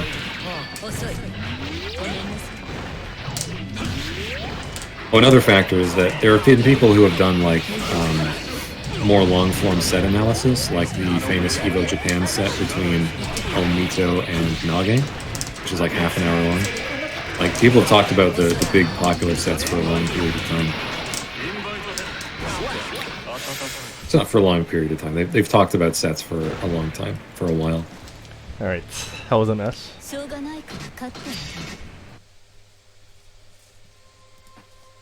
Unfortunately, 3-1 again. Although, the last time we played, which was the very long set of like, I think it was like more than almost 200 games, but it was around 6 hours or so, with no breaks. It was like a 1-to-2 ratio of me versus the Milia, and I think the matchup is slightly worse than 4-to-6. Or sorry, yeah, not to 1-to-2 ratio. It was like, I think like it was like a 40-to-60 ratio. And I think as a Zato main myself, I think that's an impressive feat versus Milia, if I do say so myself. That's pretty good, yeah. Although I think given the how do I put this? I do think this game is one where you can technically win most matchups pretty dominantly as long as you're good enough. Just getting over that hump is like really hard though. Out of your arsenal, Mino, are you most comfortable with your Zato versus Milia? It's possible that So, if I'm playing versus a Milia that's not used to other matchups, like Mei for example, then my Mei will be better than Zato. But if I'm playing versus a Milia that knows how to play versus those other characters that I play, then Zato will be better. If that makes sense. Yeah, whenever you try to counterpick, you're basically saying, my random secondary character is good because you don't know the matchup. Yeah. But if your opponent knows the matchup, then just play the character you can play best. Yeah, in my case, or in the case of this match, I think Karmakwan knows how to play versus Mei, so I don't think it's a great pick here. Pot is another option, but I don't think Pot Milia is that great either. I'm not actually sure what matchups Milia has that's not great. I know she has some, I'm just not aware of what they are. Maybe like Soul. I think she really doesn't like fighting Sin. Sin? It's a character I don't play. Yeah. And like I think maybe Mei as well. So like my Mei is at a level where I can pretty confidently beat anyone who doesn't know the matchup. But anyone who's like done research into how to play versus that character, I think I'm better off playing Zato for the most part. And that applies to pretty much every character that I play. I think Pot I put a lot of time into, but like just because he's he kind of lacks a lot of things, he does have more troubles versus people who do know what to look for. Yeah. One of the most obvious factors is like, does the opponent know how to blitz between my? I think it's close slash, far slash. There's a gap there if you IB close slash. And if I see people if I see that people are blitzing there, then I know for sure like they know how to play the matchup. I remember you switching to Pot against Baiken so fast, yeah. And like even versus Baiken, which I think is the worst matchup that Zato has for sure. Potentially in the game, though I'm not too sure about that.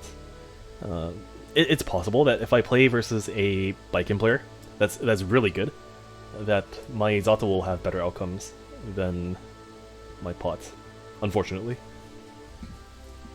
But yeah, it's kind of sad. You do have to play like a grappler when you're playing Zato versus Baiken. It's like a grappler, except you don't have the reward of the command throw, because Dem Fang gives you like, how much damage is it? Like 70 damage? That might be a little bit too much, or a little bit too little, but it's not great. Yeah. I've been trying to think about like the worst matchups that Raven has. I mean, I've only played against like a handful of people for most of the time I played this game. So I think I just am going to agree with the common knowledge, which is that Chip is probably his worst matchup. Melee is also quite bad. Oh, for Raven? Yeah. Oh, okay. Raven has a lot of matchups basically where like a lot of Raven's matchup charts are based on the fact that he can just win neutral kind of whenever he wants. Yeah. So how good is your opponent's character at making that difficult for you? Against a character like Leo, Leo has this insufferable set play and everything, and it's awful, but it doesn't really matter because he can't beat 5p and 2s and 6p without taking a huge risk, right? Yeah. Whereas Slayer also has the same kind of insufferable set play and the high damage output, but his neutral, even though it's kind of limited, is better at beating pokes than Leo is. So it's a similar kind of approach to the matchup for both of those characters, but I personally feel much more comfortable against Leo. Oh, I see. Yeah, what's Raven's worst matchup? Chip. Oh, is it? Okay. I see. Yeah, I believe it's, I mean, I've only played against like 5 characters, but I can pretty confidently say that Chip is his worst matchup, and maybe Melee is close behind.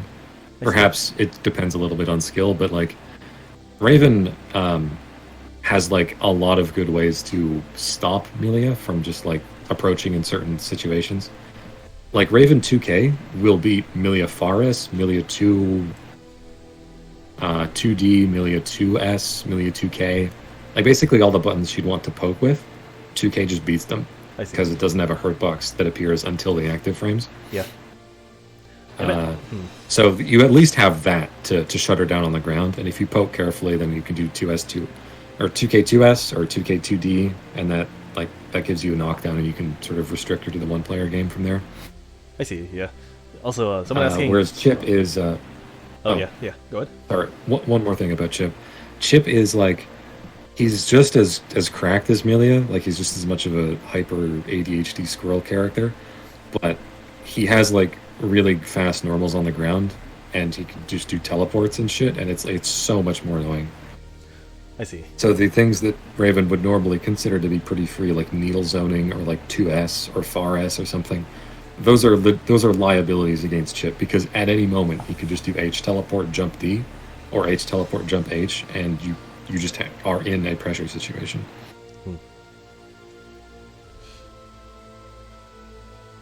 That's all I wanted to say.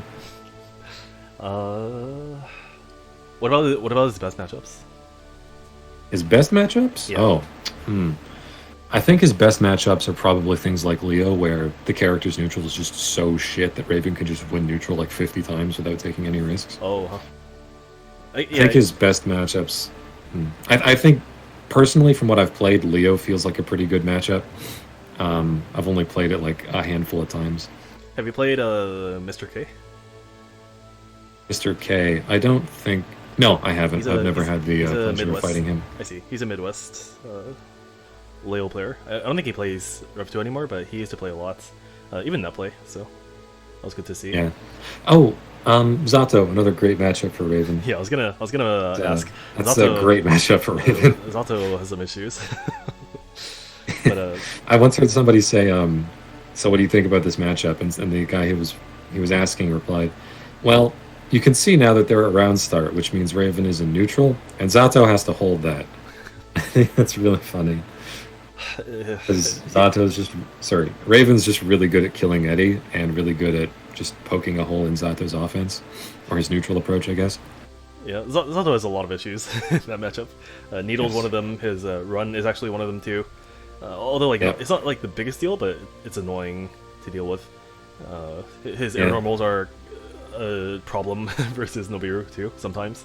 Yeah. Because a lot of things. But just for brevity's sake, as someone asking, do you guys play Plus R? And I started playing Plus R pretty late, like 2020, early 2020, and it was before rollback. But that was when I started to get interested in the game because of Strive, and I don't think I like it nearly as much as Exerd. How about you?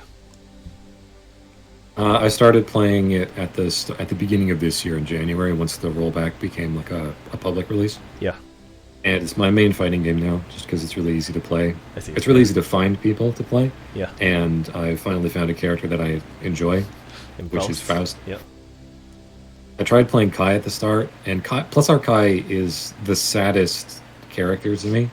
Not because he's bad, but because he's like a fun, interesting character who requires me to think. And he's also just like completely shit on by almost every other character because he's not like just constantly vomiting garbage at you. well, So I would, yeah, when you compare him to a lot of the really good characters in that game, but to be fair, that's like a Plus R thing more so than Kai Yeah. being bad per se. But still, yeah. yeah, I don't think he's bad. It's just that because he's not this bullshit character from top to bottom, Yeah, there's he naturally just becomes one of the worst characters in the game. there's a lot of bullshit in Plus R. Let me assure everyone of that. Okay, Yes.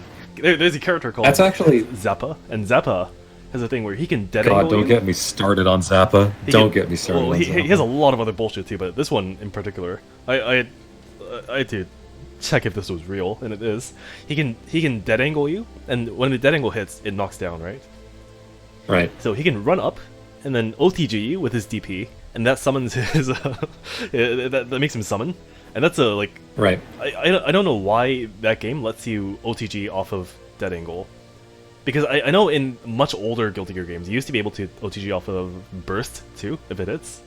Yeah. But this character in particular, being able to summon from that position is like actually insane. You have to deal with like whatever summon he gets, and if it's sword, then good luck. Yeah. There are a lot of things I could say about Zappa. Personally, the thing that annoys me the most is that sometimes you can do everything right and you can still lose, because one of his things is that he gets a summon when he gets hit sometimes. So you'd think, okay, it's a fighting game. This character has bullshit neutral and bullshit mix-ups and bullshit defense, but if I actually play correctly, I can sort of put him in a bad situation and then like kill him, right? So you get an opening on Zappa, and then you do a combo, and then through absolutely no fault of your own and through absolutely no correct decision making on the part of the Zappa player, you hit him and he summons a spirit, because oh my gosh, we need to make it easier for Zappa to summon spirits, you guys. And he summons the dog, which has a hurt box, and the hurt box eats whatever hit you were going to do next, and Zappa just gets out of the combo for free. Yeah, the sword has a full screen high-low. That's right.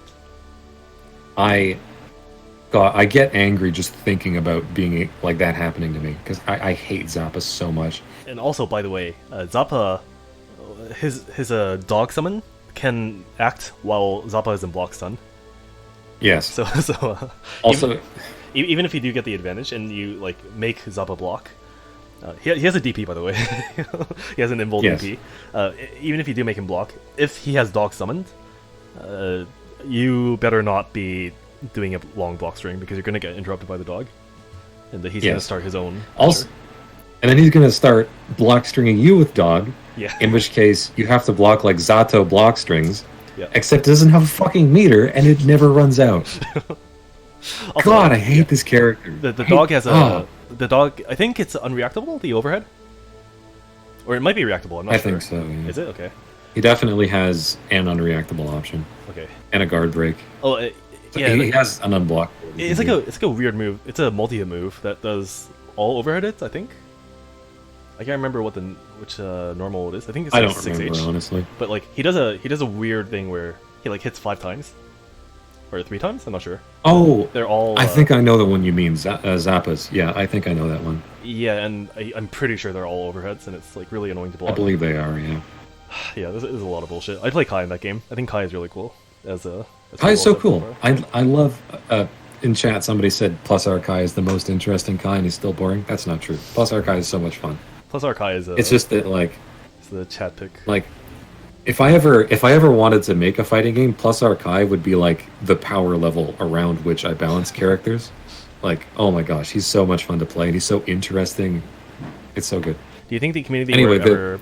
Oh yeah, go ahead. I wanted to say the reason I didn't get a chance to explain this, but the reason why I switched from Kai to Faust is not because Kai is bad and Faust is good, although Kai is bad by comparison and Faust is good.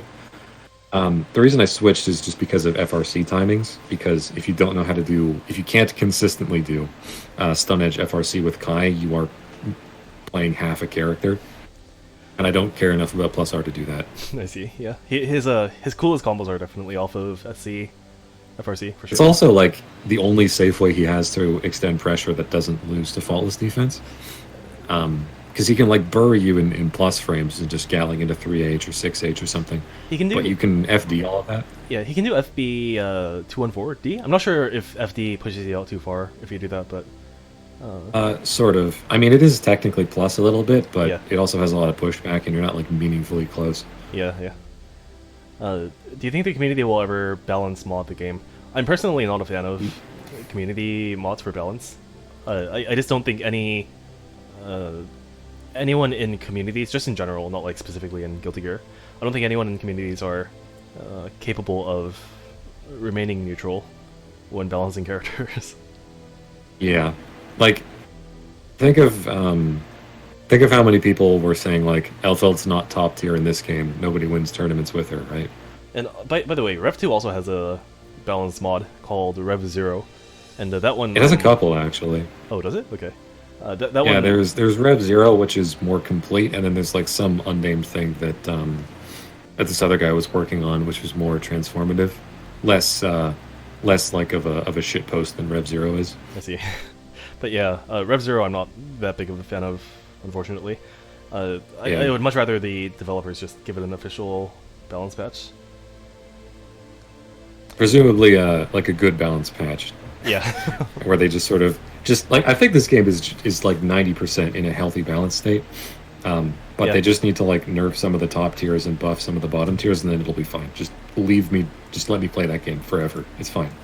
And that's even if I don't get a balance patch, I would really be fine with just getting like quality of life stuff for lobbies and Yeah, netcode, that kind of stuff. yeah. Okay. I'm gonna head off, but there is another Okay. tournament happening right now for REV2 called Cali Burst, and this is offline.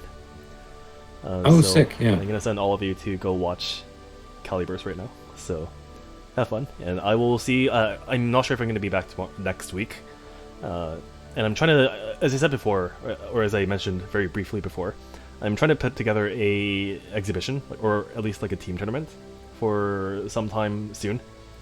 But that might be the next REV2, easy REV2. I'm not sure yet, but do expect something to happen like that soon. So I'll see everyone later, and thanks for watching. Yep, I'll see you all later too. Next week, I guess. Bye. Okay, I think this is... I have never rated before. I think this is how it works. I have no clue. Okay. Alright. Twitch chat is a mystery to me. Okay, it worked. Alright.